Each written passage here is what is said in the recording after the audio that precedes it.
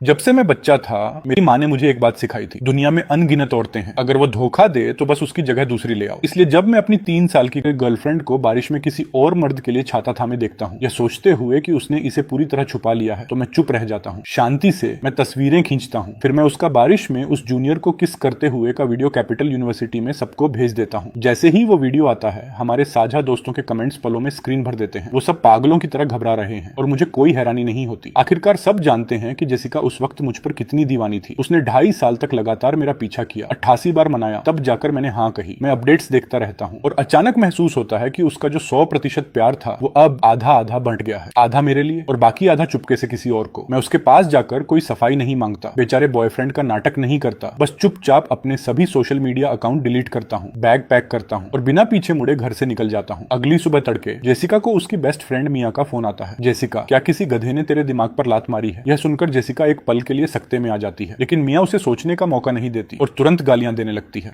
इतना अच्छा लड़का था और तूने उसकी कदर नहीं की, किसी और मर्द में उलझ गई। उसने तेरे साथ क्या गलत किया था जो तूने उसके साथ इतनी घटिया हरकत की? गालियां सुनने के बाद जेसिका आखिरकार मिया की बातों में छुपी अहम बात पकड़ती है। वो उछलकर खड़ी हो जाती है। मतलब क्या है तेरा? साफ साफ बता मुझे, मैं पूछ रही हूँ। तू अभी कहाँ है? जेसिका जवाब देने ही वाली होती है कि उसे अचानक याद आता है कि वो अभी भी लियो के साथ हॉस्पिटल में है। शब्द उसके होठों पर ही रुक जाते हैं। मिया को साफ पता चल जाता है कि वो चुप क्यों है और उसका गुस्सा और भड़क जाता है। तू अभी भी उस लियो नाम के लड़के के साथ हॉस्पिटल में है ना? क्या तुझे पता है तेरी फोटो और वीडियो पूरे कैंपस फोरम पर वायरल हो गई है? यह सुनते ही जेसिका का दिमाग भन्ना जाता है। उसे अचानक याद आता है कि कल रात उसके प्लान थे, लेकिन लियो को हॉस्पिटल ले जाने के चक्कर में वो सब भूल गई। वो घबराकर सांस लेती है। लूसियन का क्या वो रात भर केक शॉप पर मेरा इंतजार करता रहा? और सबसे बड़ी बात, जब लूसियन ने वो फोटो देखी होंगी तो उसने क्या सोचा होगा? उसके हाथ कांपते हुए फोन रखती है, फिर उसे दिखते हैं अनगिनत मिस्ड कॉल्स, सब मेरे ही। उसी पल जेसिका का दिल दर्द से भींच जाता है। वो जल्दी से हमारी चैट खोलती है। जब उसे मेरा मिलने का मैसेज दिखता है तो वो मुझे कॉल करके सब समझाने ही वाली होती है, लेकिन तभी लियो उसका हाथ थाम लेता है। जेसिका, क्या तुम यहाँ मेरे साथ रुक सकती हो? जेसिका कुछ नहीं बोलती। वो ठंडेपन से लियो का हाथ अपने हाथ से हटा देती है। उस पल उसकी अक्ल उसे बताती है कि अगर वो तय जगह पर तय वक्त पर नहीं पहुंची तो मैं नाराज हो जाऊंगा। लेकिन फिर उसे वो पल याद आता है जब मैं उसे जलती हुई इमारत से उठाकर बाहर लाया था। उसका बेचैन दिल धीरे धीरे शांत होने लगता है। नहीं, वो मुझसे इतना प्यार करते हैं, मेरे लिए आग में घुस गए थे। क्या वो सिर्फ इस बात पर मुझे छोड़ देंगे? वक्त बीतता जाता है। मैं अपने सामने खाली कुर्सी को देखता रहता हूँ, मिनट दर मिनट। जेसिका अभी तक नहीं आई। तय वक्त से 1 घंटा गुजर चुका है। मुझे निराशा होती है, लेकिन बहुत ज्यादा नहीं। मैं बस आमने सामने बैठकर ब्रेकअप करना चाहता था, लेकिन किसी को साफ अंत मंजूर नहीं है। यही सोचते हुए मैं नजरें झुकाता हूँ और जो लिखा था वो सोशल मीडिया पर पोस्ट कर देता हूँ। कुछ मिनटों बाद कैपिटल यूनिवर्सिटी का कैंपस फोरम फिर से धमाके से भर जाता है। किसी ने मेरी पोस्ट का स्क्रीनशॉट ले लिया। लिखा था, सिंगल होकर खुश हूँ। मैं ऑनलाइन मचे बवाल को नजरअंदाज करता हूँ और सीधे एयरपोर्ट की तरफ निकल जाता हूँ। वहां पहुंचकर ड्राइवर को कारविला वापस ले जाने को कहता हूँ। मिसेज रीड को बताता हूँ कि मैं कहाँ जा रहा हूँ और फिर अपना फोन बंद कर लेता हूँ। फिर मैं प्लेन में सवार हो जाता हूँ।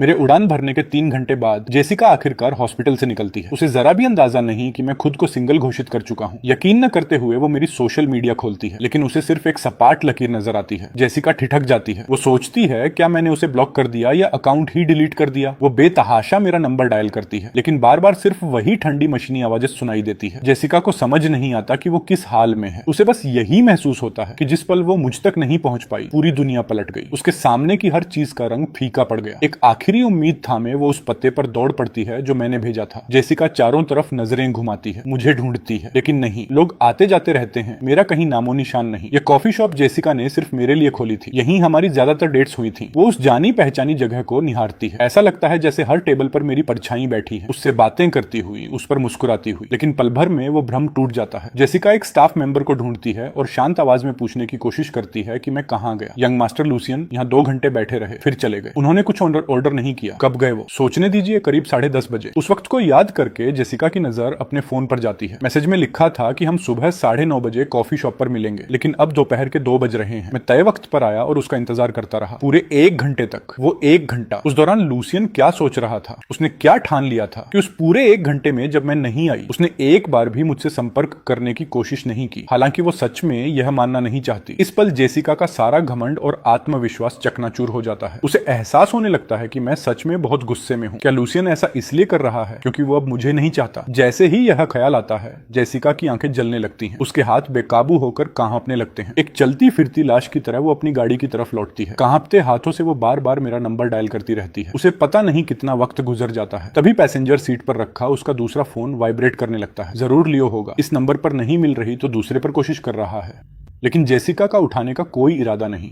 उसका सीना भारी है, सिर फट रहा है, आंखें जल रही हैं, पलकें झपकाना भी नामुमकिन लग रहा है, फिर भी दिमाग बिल्कुल खाली है। जेसिका चाहती है कि लूसियन के घर जाकर मुझे ढूंढे, लेकिन उसे एहसास होता है कि स्टीयरिंग थामे उसके हाथों में कोई ताकत नहीं बची। उन कुछ सेकंड की बेबसी में मिया का फोन आ जाता है। जेसिका फौरन उठा लेती है। पहली बात जो वो कहती है वो है, मेरी मदद कर। मिया एक पल के लिए रुकती है, फिर एक लंबी सांस लेकर हाँ कर देती है। अपनी जगह बताने के बाद जेसिका को आखिरकार एक रास्ता मिलता है। वो दर्द भरी आवाज में बुदबुदाती है, मैं लूसियन तक नहीं पहुंच पा रही। मुझे नहीं पता था कि ऐसा होगा। वो भी तकलीफ में है, इसीलिए बात नहीं करना चाहता। तुम अनजान नहीं हो, बस लालची हो। जेसिका, अगर हम बचपन से साथ न बड़े हुए होते तो मैं तुम पर थू करती। मिया के शब्द कड़े हैं, लेकिन जेसिका पलटकर कुछ नहीं कहती। वो सिर झुकाकर खुद से पूछती है, उसने ऐसा क्यों किया जिससे मुझे तकलीफ हुई? यह सब कब शुरू हुआ? ऐसा लगता है कि भले ही मैं वो सुनहरा बच्चा था जिसे सब सराहते थे, फिर भी उसकी नजरों में वो हमेशा सबसे खास थी। कहीं भी कभी भी जैसे ही वो होती, मेरी नजरें उसी पर टिक जाती थी। कोई फर्क नहीं पड़ता कब। जैसे ही उसे मेरी जरूरत होती, मैं बिना एक पल सोचे आ जाता था। कभी नखरे नहीं किए, कभी कुछ मांगा नहीं, बस चुपचाप मेहनत करता रहा। वक्त के साथ जो मैं बाकी सबके सामने था, तेज और रौबदार, वो सारी धारें उसके सामने आते ही कुंद हो जाती थी। इसलिए जब बिल्कुल अलग मिजाज का लियो आया तो जेसिका भटकने लगी। मेरे जैसे इंसान के मुकाबले जिसकी अपनी कोई चाहत ही नहीं थी, लियो को खुश करना बहुत आसान था।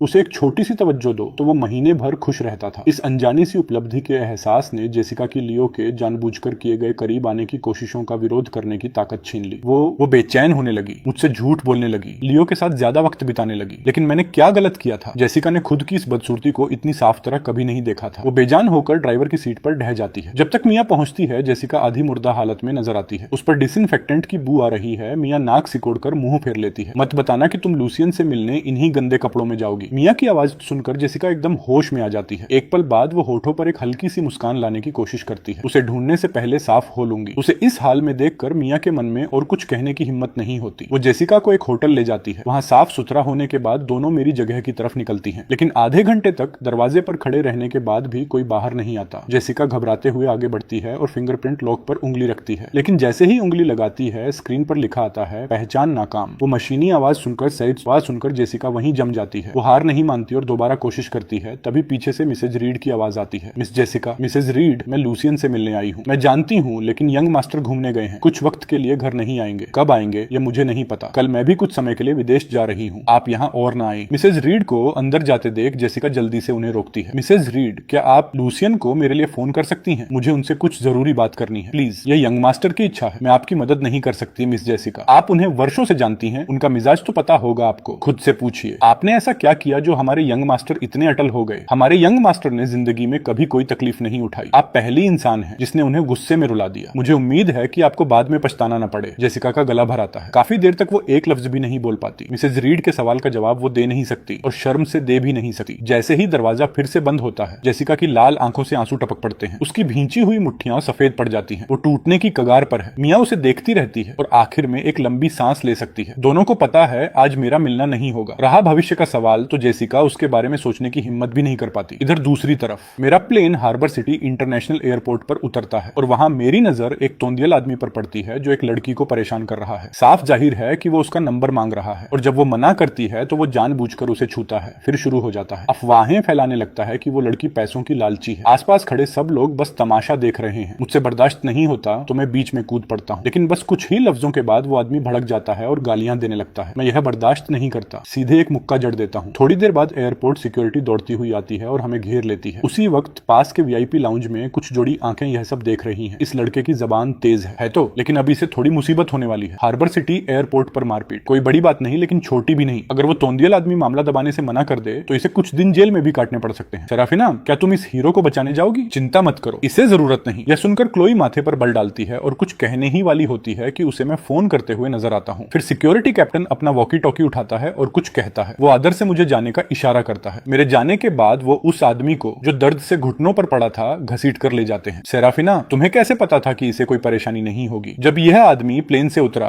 तो फ्लाइट स्टाफ खुद इसे बाहर छोड़ने आया था। अगर स्टाफ इतनी इज्जत दे तो इसका मतलब सिर्फ यह नहीं कि यह अमीर है, इसकी कोई और पहचान भी जरूर होगी। एयरपोर्ट के बाहर वो लड़की इतनी उत्साहित है कि खाने पर ले जाने की जिद पकड़ लेती है। मैं मना नहीं कर पाता। जब तक होटल में चेक इन करता हूँ रात के 8 बज जाते हैं। अनगिनत कॉल्स से तेजी से खाली होती फोन की बैटरी देखकर मेरे माथे पर बल पड़ जाते हैं। फिर मैं फोन चार्ज पर लगाता हूँ और माँ बाप को फोन करके बताता हूँ कि मैं सुरक्षित हूँ। अगले दिन मेरे माँ बाप कहते हैं कि होटल का पता बड़ी बहन क्लेयर को दे दूं ताकि वो कुछ सामान भिजवा सके। फोन रखने के बाद मुझे एक और कॉल चुपके से आती हुई दिखती है। मैं बेचैनी से जीभ चटखाता हूँ। नंबर अनजाना है लेकिन सोचने की जरूरत नहीं कि कौन है। जब जेसिका सोचती है कि मैं यह कॉल भी नहीं उठाऊंगा तभी कॉल कनेक्ट हो जाती है। स्क्रीन को देखते हुए जेसिका का दिल एक धड़कन के लिए रुक जाता है। क्या तुम ठीक हो? एक दिन से भी कम वक्त में जेसिका बिल्कुल टूटी हुई लग रही है। उसकी लाल लाल आंखों के नीचे काले घेरे हैं। उसमें कोई जान नहीं बची। मैं उसकी हालत नहीं देख सकता लेकिन फिर भी मैं देख पा रहा हूँ। मुझे फिर भी कोई फर्क नहीं पड़ता। मिस जेसिका, थकी नहीं हो? 99 मिस्ड कॉल्स। अगर मेरा फोन अच्छी क्वालिटी का ना होता तो अब तक क्रैश हो गया होता। तुम कहाँ हो? मुझे आने दो, आमने सामने बात करते हैं, ठीक है? क्या कहना है तुम्हें? यह बताना है कि मेरी पीठ पीछे लियो के साथ कैसे रंगरेलियां मनाई? यह बताना है कि यह बेशर्म रोमांस कितना रोमांचक था? या फिर यह बताना है कि धोखा देने के बाद भी मैं ही वो हूँ जिसे तुम सबसे ज्यादा प्यार करती हो? जेसिका, तुम्हारी माफी मेरे लिए बिल्कुल बेमानी है। ऐसा नहीं है लुचिन, लियो और मेरे बीच कभी कुछ गंभीर नहीं हुआ। बस एक गले मिलना था, बस इतना ही। मुझे यूं अकेला मत छोड़ो, एक मौका दो मुझे, ठीक है? वो रुलाई को घूंटते हुए मुझे मनाने की कोशिश करती है। कल जिस पल से उसका मुझसे संपर्क टूटा, जेसिका की दुनिया खाली हो गई है। उसके दिमाग में सिर्फ एक ही ख्याल है, वही है जो छोड़ नहीं पा रही। सिर्फ मुझे ढूंढने से ही उसके आसपास की हर चीज को फिर से मायने मिल सकते हैं। इसीलिए वो पागलों की तरह मुझे फोन करती रही, सिर्फ यह सुनने के लिए कि उसकी बातों का कोई मतलब नहीं। जेसिका कुछ और कह पाती, उससे पहले ही लाइन बीप की आवाज के साथ कट जाती है। वो जल्दी से वापस डायल करती है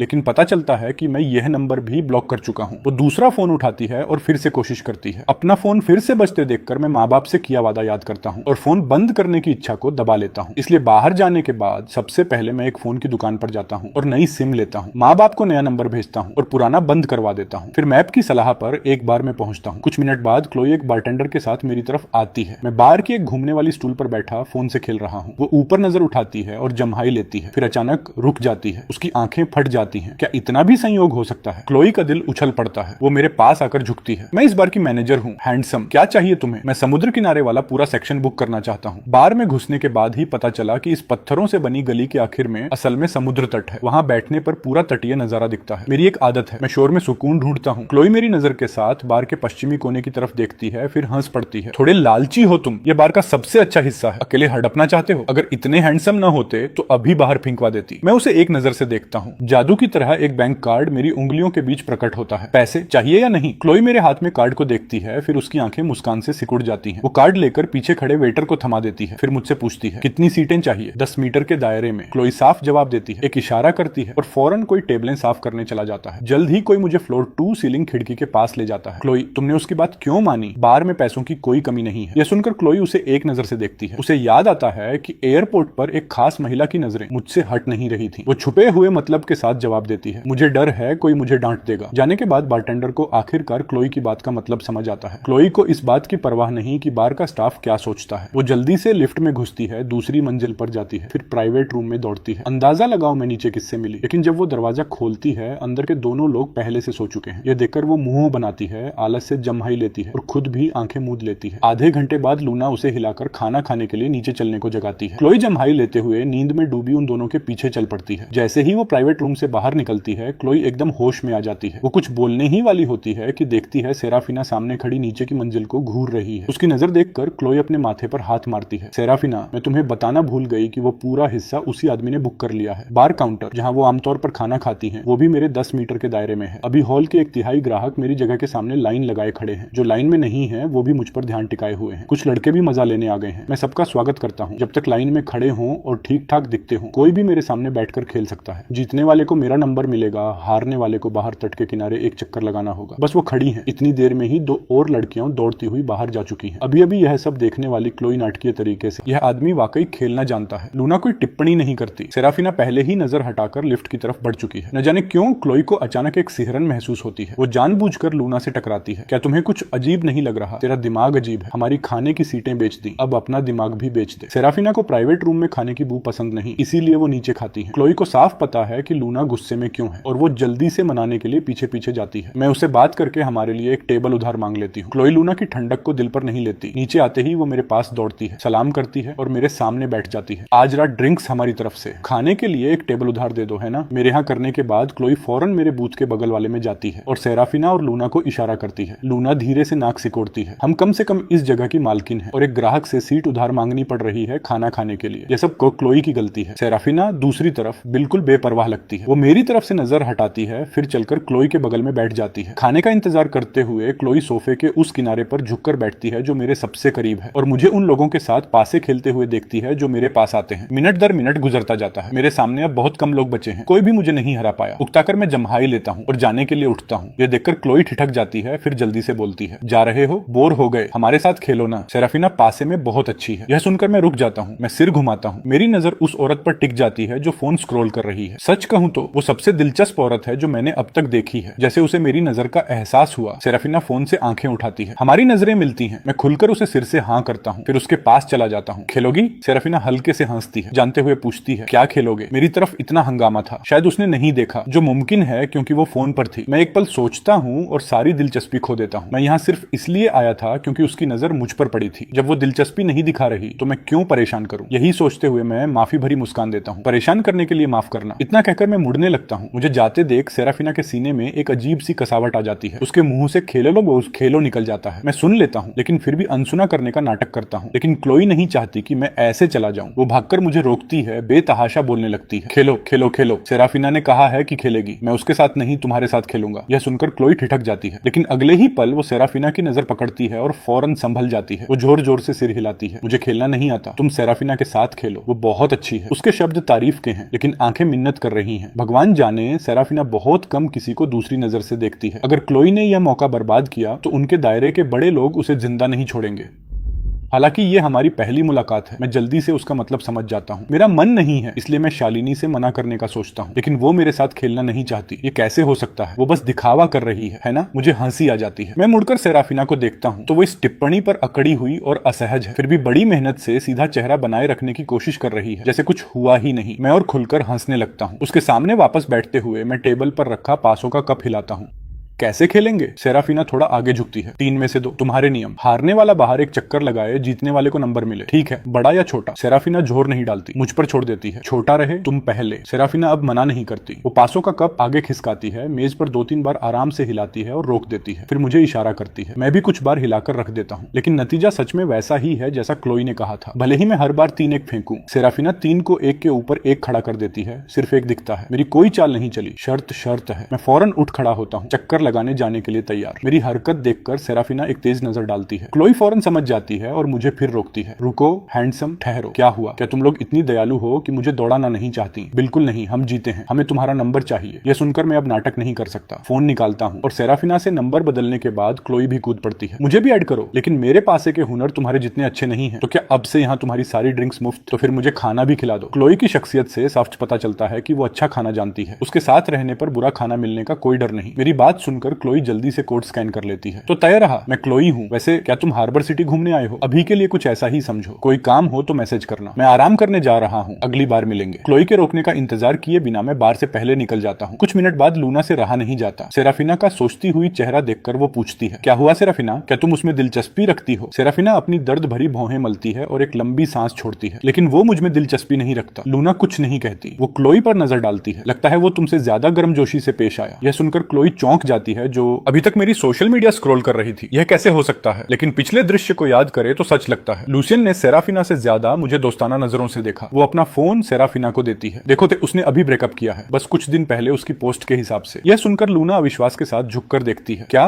नहीं, सच में कोई इतना अंधा भी होता है? भले ही मेरी शख्सियत और शक्ल उसकी पसंद की नहीं है, वो झूठ बोलकर यह नहीं कहेगी कि मैं अच्छा नहीं हूँ, लेकिन जब वो मेरी पोस्ट में जो लिखा है वो देखती है तो वो बहुत कम ऐसा होता है कि वो चुप हो जाए। सच में कोई इतना अंधा भी होता है? क्लोई माथे पर बल डालकर विश्लेषण करने लगती है। तो लूसियन दिल टूटने का गम मिटाने हार्बर सिटी आया है। ये तो बढ़िया है सेराफिना, तुम उसकी कमजोर हालत में अपनी चाल चल सकती हो। क्लोई का उत्साहित चेहरा देखकर सेराफिना खुद पर शक करने लगती है। क्या मैं इतनी जाहिर थी? जाहिर नहीं, बस इतना है कि कल जिस पल से तुमने लूसियन को देखा, तुम्हारी नजरें उससे हट नहीं रही थी। और कल एयरपोर्ट पर तुमने कहा कि उसे हमारी मदद की जरूरत नहीं, लेकिन फिर भी तुमने एयरपोर्ट मैनेजर से संपर्क करके उसके लिए रास्ता साफ करवाया। जब सेराफिना ने वो बात कही थी, उसने जाहिर तौर पर अभी अभी एक मैसेज भेजा था। क्लोई की नजरें तेज हैं। उसने मैसेज की एक झलक देख ली थी। अगर कल की हरकतों को एक पल की नेकदिली माना जा सकता था, तो आज की हरकतों ने दोनों को सच में हैरान कर दिया। इसीलिए क्लोई ने मेरी सीट उधार मांगने का सुझाव दिया और जोर देकर मुझे सेराफिना के साथ पासे खिलवाए। सेराफिना ने मना नहीं किया, जिसका मतलब क्लोई का अंदाजा सही था। दोनों की जानती हुई नजरें देखकर सेराफिना बेबसी से सिर हिलाती है, इनकार नहीं करती। सेराफिना की कभी कोई रिश्ता नहीं रहा, लेकिन वो भी जानती है कि मेरे लिए उसकी जो भावनाएं हैं वो सिर्फ दोस्ती तक सीमित नहीं है। दिल की तेज धड़कन, गालों पर जलती गर्माहट, सब उसे याद दिलाते हैं कि ये अनुभव उसने पहले कभी नहीं किए। वो मन ही मन मेरा नाम धीरे से पुकारती है। थोड़ी देर बाद क्लोई और लूना की छेड़ती हुई नजरों तले उसके कान लाल हो जाते हैं। आखिरकार वो एक नियम बना देती है, उसे परेशान मत करना। क्लोई और लूना एक दूसरे को देखती हैं और सहमति में सिर हिला देती हैं। लूना जानती है कि भावनाएं स्वाभाविक रूप से ही पनपती हैं। क्लोई सोचती है कि जब तक वो सेराफिना का जिक्र नहीं करती, मुझे बाहर घूमने बुलाना सेराफिना के नियम का उल्लंघन नहीं होगा। दूसरी तरफ जिस पल से मैं बाहर से निकला, मुझे एहसास हुआ कि काफी छुपी हुई नजरें मेरी हरकतों पर नजर रख रही हैं। अजीब बात यह है कि मैं कुछ करता, उससे पहले ही वो नजरें पूरी तरह गायब हो गई। मैंने इलाके में कुछ और चक्कर लगाए और यह पक्का हो जाने के बाद कि जो नजरें मेरा पीछा कर रही थी वो सच में चली गई हैं। मैंने एक कैब लेकर होटल वापस आया। जल्दी से हाथ मुंह धोने के बाद मैं फोन लेकर होटल की बालकनी पर जाता हूँ। रॉकिंग चेयर पर लेट जाता हूँ, खोलता हूँ, मैसेजिंग ऐप खोलता हूँ और जवाब देने लगता हूँ। मुझे वापस ऑनलाइन देखकर माइक फौरन कुछ सवालिया निशान भेजता है और आज क्या हुआ यह बताने लगता है। कैंपस फोरम पर जेसिका और लियो की फोटो और वीडियो सब हटा दिए गए हैं। उसका अंदाजा है कि जेसिका ने किसी से उन्हें हटवाया। इसके अलावा माइक एक फोटो भेजता है। जेसिका ने कैंपस फोरम पर पोस्ट किया है कि लियो के साथ सब एक गलतफहमी है, कि तुम दोनों अभी भी साथ हो, ब्रेकअप नहीं हुआ। मैं देख रहा हूँ बहुत लोग इसे मान रहे हैं। हम बचपन के साथी थे, कुछ साल साथ रहे और हमारी शक्ल, परिवार और काबिलियत सब एक जैसी थी। इसलिए कैपिटल यूनिवर्सिटी के छात्रों की नजर में हम परफेक्ट जोड़ी थे। उस दिन मेरी पोस्ट आने के बाद कई लोगों ने यकीन नहीं किया। उन्होंने सोचा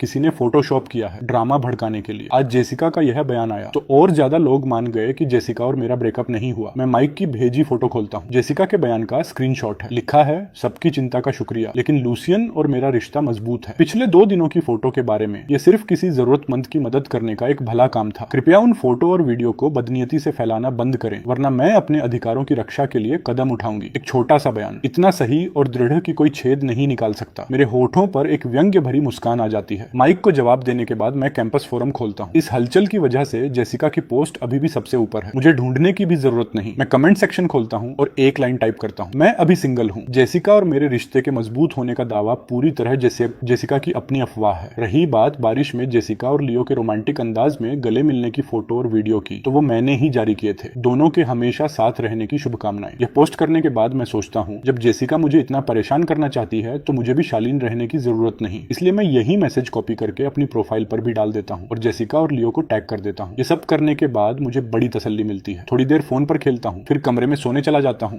इधर मेरा जवाब देखने के बाद जेसिका का चेहरा काला पड़ जाता है। वो फौरन कैंपस फोरम पर हमारी प्राइवेट चैट खोलती है। लूसियन, तुम कहाँ हो? क्या इतने बेरहम होना जरूरी है? इन सालों के रिश्ते की खातिर मुझे एक बार सफाई देने का मौका दो, ठीक है? वो काफी देर इंतजार करती है, लेकिन जेसिका को मेरी तरफ से कोई जवाब नहीं मिलता। वो बेबस होकर सोफे पर टिक जाती है, टेबल पर रखी वाइन एक घूंट में पी जाती है और मुझे फिर मैसेज करती है, मिलना नहीं तो ठीक है, मैं अभी लियो से तुम्हें सब समझवाता हूँ, ठीक है? मैं बस चाहती हूँ कि तुम मेरी थोड़ी और परवाह करो। उसके और मेरे बीच बस वो एक बार गले मिलना था। लूसियन, मैं सिर्फ तुमसे प्यार करती हूँ। मैंने कभी तुम्हें छोड़ने के बारे में सोचा भी नहीं। कृपया इतने क्रूर मत बनो और मुझे छोड़ मत जाओ, ठीक है? यह मैसेज भेजने के बाद जेसिका सोफे से फिसलकर कालीन पर बैठ जाती है। उसे नहीं पता कि किस ताकत ने बीच में दखल दिया है। बहरहाल वो यह नहीं जान पा रही कि मैं अब भी कहाँ हूँ। मैं उसे सांस लेने का एक पल भी नहीं दे रहा, एक मौका भी नहीं। मैं बस इस तरह उसकी जिंदगी से गायब हो जाता हूँ। जेसिका लगातार दर्द में है। वो बस हमारी पुरानी चैट स्क्रॉल करती रहती है, उम्मीद करती है कि अगले पल मेरा कोई मैसेज आएगा। वो सोचती है भले ही मैं उसे गालियां दूं या मारूं, यह भी कोई मैसेज न आने से बेहतर होगा। लेकिन जब वो सच में मेरा ठंडा बेरहम जवाब पाती है तो लगता है जैसे दिल में छुरा घुमाया गया हो। जेसिका आंखें बंद कर लेती है, आंसू गालों पर बह जाते हैं। लूसियन, मुझे सच में पता है मैंने गलती की। तुम मेरे लिए अपना दिल थोड़ा भी नहीं पिघला सकते। तुम कभी मुझसे इतना प्यार करते थे। जब से मैंने कैंपस फोरम पर वो धमाका किया है, मैंने राजधानी शहर की खबरों पर खास ध्यान नहीं दिया। आज बारिश में मैं झपकी लेता हूँ, जागते ही क्लोई का मैसेज आता है, हम सिर्फ एक बार मिले हैं। सच में उम्मीद नहीं थी कि वो इतनी पहल करेगी। मैं चैट खोलता हूँ, लूसियन बाहर आकर खेलोगे? मैं एस्टेट पर पार्टी दे रही हूँ, नजारा बढ़िया है, दिलचस्पी है? जैसे ही मैं चैट खोलता हूँ, क्लोई को अपनी तरफ टाइपिंग का नोटिफिकेशन दिखता है और वो फौरन एक और मैसेज भेज देती है, आ जाओ आ जाओ, सब मेरे दायरे के अच्छे अच्छे लोग हैं, मैं बिल्कुल नहीं आने दूंगी किसी को तुम्हें परेशान करने। यह देखकर मैं एक पल सोचता हूँ और नहीं आऊंगा वाले शब्द मिटा देता हूँ। उसने पहले से सब सोच लिया है और मेरे पास वैसे भी कुछ करने को नहीं है। जाकर खेलने में कोई बुराई नहीं। मैं उससे वक्त और जगह पूछता हूँ। मेरी हाँ देखकर क्लोई के चेहरे पर कान तक मुस्कान फैल जाती है। 1 घंटे में निकलते हैं। यह प्राइवेट प्रॉपर्टी है, बाहर की गाड़ियां अंदर नहीं आ सकती। मैं तुम्हें लेने आ जाती हूँ, या अगर चाहो तो चौराहे पर इंतजार कर सकती हूँ। जब मैंने जाने की हाँ कह ही दी है तो पता देने में कोई हर्ज नहीं। हार्बर सिटी में उनके परिवार की हैसियत को देखते हुए चाहे तो मुझे ढूंढ ही लेंगे, इसलिए मैं सीधे अपनी लोकेशन भेज देता हूँ। 1 घंटा जल्दी गुजर जाता है। मैं अभी उठा ही था कि क्लोई की फोटो आती है। कैप्शन है, मैं नीचे हूँ। बड़ी बहन क्लेयर को अपने प्लान बताने के बाद मैं लिफ्ट लेकर नीचे उतरता हूँ। जब मैं होटल से बाहर निकलता हूँ, क्लोई मुझे एक नजर में देख लेती है। पहले वो खिड़की से बाहर झुकती है, फिर एहसास होता है कि यह ठीक नहीं है और जल्दी से वापस बैठकर दरवाजा खोलती है। असल में क्लोई को मेरे देखने का इंतजार करने की जरूरत नहीं थी। वो सफेद गाड़ी बहुत ज्यादा ध्यान खींचती है। मैं जल्दी से गाड़ी की तरफ जाता हूँ, यह सोचते हुए कि आगे बैठूं या पीछे। क्लोई सीधे पिछला दरवाजा खोल देती है। आगे की सीट रिजर्व है तो पीछे से काम चलाना होगा, माफ करना। मैं सिर हिलाकर शुक्रिया कहता हूँ और अंदर घुसने ही वाला होता हूँ कि मेरी नजर में एक जोड़ी हाथ आते हैं। मैं नजर उठाता हूँ और गाड़ी में बैठे इंसान की नजर से नजर मिलती है। दोबारा देखकर भी मैं सेराफिना की खूबसूरती से चौंक जाता हूँ। वो बस बहुत परफेक्ट है। हाथ चाहिए, यह सुनकर मैं उसका इरादा ठीक से नहीं समझ पाता। उसके हाथ को देखता हूँ, फिर उसके चेहरे को, और आखिरकार बेझिझक अपना हाथ उसकी बांह पर रख देता हूँ। बैठने के बाद सीट बेल्ट लगाने लगता हूँ। सेराफिना उस जगह को घूरती रहती है जहाँ मेरा हाथ था। उसे लगता है मेरा हाथ बहुत गर्म था और जिस पल मेरा हाथ उसे छुआ उसका दिल गुदगुदाया और बदन सिहर गया। सेराफिना को अजीब लगता है, जैसे पूरा बदन जलने वाला हो। वो होंठ दबाती है, कानों को जलता हुआ महसूस करती है और इसे छुपाने के लिए जल्दी से खिड़की की तरफ मुंह मोड़ लेती है। क्लोई पीछे का नजारा रियर व्यू मिरर में देखती है और चुपचाप कुछ बार हंस लेती है, फिर एक धुन गुनगुनाते हुए गाड़ी चला देती है। रास्ते में मैं सीट बेल्ट को थोड़ा कसकर थामे हूँ। संभल चुकी सेराफिना मेरी यह हरकत तुरंत नोटिस करती है। वो एक पल के लिए भौहें सिकोड़ती है, फिर धीरे से आगे वाली सीट को लात मारती है। धीरे चलाओ। क्यों, तुम ठीक नहीं हो? मुझे कार सिकनेस होती है। कोई बात नहीं, बड़ी समस्या नहीं है। मुझे उल्टी नहीं होती, बस चक्कर आते हैं। यह सुनकर क्लोई फौरन और धीरे कर देती है। उसकी हरकत देखकर मैं जल्दी से उसे रोकता हूँ। अपनी सामान्य स्पीड से चलाओ, जितनी जल्दी हो उतना अच्छा। क्लोई को शक होता है, लेकिन मेरा दृढ़ चेहरा देखकर वो फिर स्पीड बढ़ा देती है। कुछ मिनट बाद सेराफिना अचानक गाड़ी रुकवाती है। जल्द ही सड़क किनारे इंतजार कर रहा कोई एक पेपर बैग थमा देता है। सेराफिना उसे लेती है, खोलकर जांचती है और जब तसल्ली हो जाती है कि यही मंगाया था तो अंदर से चीज निकालकर मुझे देती है। शहद, चकोतरा और नींबू की चाय। ये पीने से तकलीफ कम होगी। मैं एक पल के लिए ठिठकता हूँ, फिर खुद की तरफ इशारा करता हूँ। ये मेरे लिए है, इस गाड़ी में तुम ही तो एकमात्र हो जिसे इसकी जरूरत है, तो फिर संकोच नहीं करूंगा, शुक्रिया। मैं उसे एक शालीन मुस्कान देता हूँ, फिर कप ले लेता हूँ। मुझे सिर पीछे झुकाते हुए देखती है। मेरी गर्दन की हड्डी ऊपर नीचे होती है। सेराफिना थोड़ी बेध्यान हो जाती है। जब मैं पी लेता हूँ, सेराफिना थैले से दवाई का एक डिब्बा निकालकर मुझे देती है। मोशन सिकनेस की गोलियां खुली नहीं है। अब मुझे सच में थोड़ी शर्म आ जाती है। मुझे उसका नाम याद आता है और मैं मुड़कर उसे देखता हूँ। सेराफिना, क्या तुम हमेशा इतनी सोच समझकर काम करती हो? यह सुनकर आगे बैठी क्लोई जोर से हंस पड़ती है। सेराफिना का सोच समझकर काम करना उसके लिए सबसे मजेदार मजाक है जो उसने सुना है। लेकिन पीछे बैठी सेराफिना बिल्कुल नहीं हिचकती, मेरे सवाल का जवाब भी नहीं देती। इसकी जगह वो मुस्कुराती है। मंजिल तक अभी 1 घंटा है। दवाई लेने के बाद बाकी का सफर बहुत असुविधाजनक नहीं होगा। मैं सिर हिलाता हूँ, एक गोली निकालकर निकलता हूँ, फिर पीछे टेककर आराम करने लगता हूँ। रहा सवाल यह कि सेराफिना सोच समझकर काम करने वाली इंसान है या नहीं। हम तो बस जान पहचान के हैं। मुझे इससे कोई फर्क नहीं पड़ता। वक्त गुजरता जाता है, मेरी सांसें और नियमित हो जाती हैं। गाड़ी के हिलने के साथ मेरा सिर धीरे धीरे एक तरफ झुकने लगता है। जैसे ही वो खिड़की से टकराने वाला होता है, सेराफिना सहज रूप से हाथ बढ़ा देती है। उसका हाथ मेरे सिर और शीशे के बीच आ जाता है। अगले ही पल मेरा माथा उसकी हथेली पर टिक जाता है। जब वो नजरें झुकाती है और मेरा चेहरा देख पाती है, तभी सेराफिना को एहसास होता है कि उसकी हरकत कितनी अचानक थी। वो सांस रोक लेती है, अनजाने में मुझे जगाने से डरती है। लेकिन इस पल सेराफिना को अचानक लगता है जैसे उसकी धड़कन अब उसकी अपनी नहीं रही। धड़क धड़क कर वो उसकी घबराहट और अनिश्चितता को जाहिर कर रही है। जब मैं आंखें खोलता हूँ तो सेराफिना को तनावपूर्ण चेहरे के साथ देखता हूँ। हम बहुत करीब हैं, इतने करीब कि सेराफिना को सिर्फ मेरी खुशबू ही नहीं, मुझे भी उस पर चंदन की सुगंध आती है। उसकी बाहां मेरे बिल्कुल सामने है और जहां मेरा माथा टिका है वो जगह गर्म है। मैं थोड़ा हिलता हूँ, सिर हटा लेता हूँ, सेराफिना का हाथ आजाद करता हूँ। सेराफिना अपना हाथ वापस खींच लेती है, चेहरा थोड़ा घबराया हुआ है। माफ करना, तुम्हारा आराम खराब कर दिया। मैं सिर हिलाता हूँ और उसके चेहरे को ध्यान से देखता हूँ, फिर धीमे से हंसता हूँ। मुझे भी चंदन बहुत पसंद है। परफ्यूम में मैं चंदन की खुशबू का दीवाना हूँ, इसीलिए मैं जेसिका को चंदन की खुशबू वाले परफ्यूम दिया करता था। अफसोस, जेसिका ने उन्हें कभी नहीं लगाया। लेकिन मेरे सामने बैठी सेराफिना मेरी पसंद की पुष्टि करती है। ठंडी और दूर रहने वाली औरतें इस लकड़ी की खुशबू वाले परफ्यूम के लिए बिल्कुल सही हैं। मेरी आंखें चमक उठती हैं। मेरे पास एक परफ्यूम है जो तुम पर बिल्कुल झंचेगा, लेकिन मैं वो यहाँ नहीं लाया। किसी दिन किसी से भिजवा दूंगा और तब दे दूंगा, ठीक है? यह सुनकर सेराफिना मेरी आंखों में देखती है। काफी देर बाद वो जबरदस्ती अपनी नजर हटाती है। मिस्टर स्टर्लिंग, क्या तुम अक्सर लोगों को तोहफे देते हो? नहीं, लेकिन मिस सिनक्लेयर की शक्ल और अंदाज सच में उस परफ्यूम के लिए बिल्कुल सही है। मैंने वो खास तौर पर बनवाया था। दुनिया में एक ही है। चाहिए? सेराफिना ने पहले कोई साफ जवाब नहीं दिया था, इसलिए मैं दोबारा पूछता हूँ। मिनट दर मिनट वक्त गुजरता जाता है। आगे गाड़ी चला रही क्लोई को गाड़ी में एक अनकही तनातनी महसूस होती है, लेकिन वो इतनी समझदार है कि बीच में नहीं बोलती। काफी देर बाद सेराफिना मुस्कुराने की इच्छा को दबाती है और सिर हिलाती है। तो तय रहा। इतना कहकर मैं फोन पर उसे पता मांगता हूँ। क्लोई थोड़ा और चलाती है, फिर हमें याद दिलाती है, अरे हम पहुंच गए। इतना कहते ही उसकी गाड़ी एक चौराहे पर रुकती है जहाँ पहले से 2 गाड़ियां खड़ी हैं। एक जवान लड़का हमारी तरफ दौड़ता है। क्लोई, तूने मुझे लेने क्यों नहीं आई गद्दार? लेकिन जब वो पिछली सीट पर देखता है, वो अचानक सीधा हो जाता है और जल्दी से चापलूसी भरी मुस्कान लगा लेता है। सेराफिना, बहुत दिन बाद। सेराफिना उसे ठंडी नजर से देखती है, कुछ नहीं कहती, लेकिन वो एक नजर ही जैक को कंपा देती है। जैक बचपन से किसी से नहीं डरता, वो अपने बाप से भी पंगा ले सकता है, लेकिन सेराफिना वो एकमात्र इंसान है जिससे उसे दिल की गहराइयों से डर लगता है। अगर उसे पता होता कि सेराफिना आज आएगी तो वो जरूर कोई बहाना बनाकर रुक जाता। क्या यह नहीं कहा गया था कि सेराफिना नहीं आएगी? फिर वो अचानक यहाँ कैसे? वो गर्दन सिकोड़कर दूसरों के पीछे छुपने की कोशिश करता है, लेकिन जैसे ही हिलता है उसे गाड़ी से बाहर निकलने वाला दूसरा इंसान दिखता है। परिचय के बाद वो मुझे नमस्ते करता है। वो बहुत ज्यादा दोस्ताना किस्म का लगता है। बस कुछ ही बातों के बाद वो मुझसे पूछने लगता है कि मेरी कोई बड़ी बहन है क्या? मैं पलकें झपकाता हूँ, जवाब देने ही वाला होता हूँ कि अचानक पीछे से एक आवाज आती है, तुम दोनों क्या बातें कर रहे हो? आवाज इतनी ठंडी है कि मुझे भी रोंगटे खड़े हो जाते हैं। जैक जो अब भी मुझसे आंखें मटका रहा था, जम जाता है जैसे किसी ने उसका गला दबोच लिया हो। कुछ खास नहीं, लेकिन क्या तुम सच में इतनी दिलचस्पी रखती हो कि मैं क्या बात कर रहा हूँ? उसकी आंखें इधर उधर भागती हैं। वो मुझे एक नजर देता है, फिर मुस्कुराकर भाग जाता है। मुझे अकेला छूटा देखकर सेराफिना पास से मेरा नाम लेती है। मैं आवाज की दिशा में देखता हूँ तो वो रेलिंग पर टिकी मुझे अपनी तरफ बुला रही है। मैं कहता, इधर आओ। मैं मानता हूँ यह नजारा देखने में अच्छा है, लेकिन ये क्यों लग रहा है जैसे वो किसी पिल्ले को बुला रही हो? मैं मन ही मन बड़बड़ाता हूँ और आराम की चाल से उसकी तरफ चल देता हूँ। सेराफिना मेरे हिलते होठों को देखती है और जब मैं करीब पहुंचता हूँ तभी पूछती है, अभी क्या कह रहे थे? यह सुनकर मेरा चेहरा जम जाता है। मैं सोचता हूँ सेराफिना की सुनने की क्षमता भले ही अच्छी हो, मैंने आवाज तो नहीं की थी ना। मेरे उलझे हुए चेहरे से सेराफिना आसानी से अंदाजा लगा लेती है कि मैं क्या सोच रहा हूँ। देखा था, सुना नहीं। मैं अचानक समझ जाता हूँ। मैं मुड़ता हूँ, सेराफिना के बगल में एक जगह ढूंढकर टिक जाता हूँ और चुप रह जाता हूँ। अगर सेराफिना ने सुन लिया होता कि मैं अभी क्या सोच रहा था और सच में मेरे साथ कुत्ते जैसा बर्ताव किया होता तो मेरी इज्जत का क्या होता? वो साफ देख लेती है कि मैं बात बदल रहा हूँ। सेराफिना भी विषय बदल लेती है। गाड़ी से उतरने के बाद बेहतर लग रहा है। हाँ, अब बहुत ज्यादा बुरा नहीं लग रहा। असल में शहद वाला पानी पीने और झपकी लेने के बाद मुझे काफी अच्छा लग गया था। अब शायद दवाई असर कर रही है और ताजी हवा मिल रही है। कार सिकनेस का एहसास लगभग खत्म हो गया है। मेरी बात सुनकर सेराफिना की मुस्कान और गहरी हो जाती है। आखिरकार हम दोनों में से कोई नहीं बोलता। हम बस साथ मिलकर आसमान को निहारते हैं। थोड़ी देर बाद दूर जैक पहले से दूसरों के साथ मस्ती कर रहा है। वो इधर उधर देखता है और क्लोई से चुगली करने का फैसला करता है। सेराफिना और मेरे पास से गुजरते हुए वो जानबूझकर रफ्तार बढ़ा लेता है। उस ऊर्जावान जवान लड़के को देखकर मेरे होठों पर मुस्कान आ जाती है। बगल में खड़ी सेराफिना मेरी मुस्कान तुरंत नोटिस कर लेती है। जैक जैसी शख्सियत पसंद है तुम्हें? सेराफिना को पता चल जाता है। क्लोई से लेकर जैक तक बाहर जाने वाले और जिंदा दिल लोगों से मेरे मन में कोई प्रतिरोध नहीं है। तुम्हें कैसे पता? आंखों से देखा। तुम्हारी नजर काफी तेज है। क्या तुम्हें नहीं लगता इन जैसे लोग बहुत गर्मजोशी से भरे होते हैं? जब मैं पहली बार देश वापस आया तो मैं घुल मिल नहीं पाया। राष्ट्रीय भाषा जानता था, लेकिन बातों के संदर्भ और बोलने की रफ्तार मेरी उम्र के बच्चों से काफी पीछे थी। शायद घमंड की वजह से उस वक्त मैं सच में दूसरों के सामने बोलना नहीं चाहता था। डरता था कि वो मेरी कमजोरी देख लेंगे।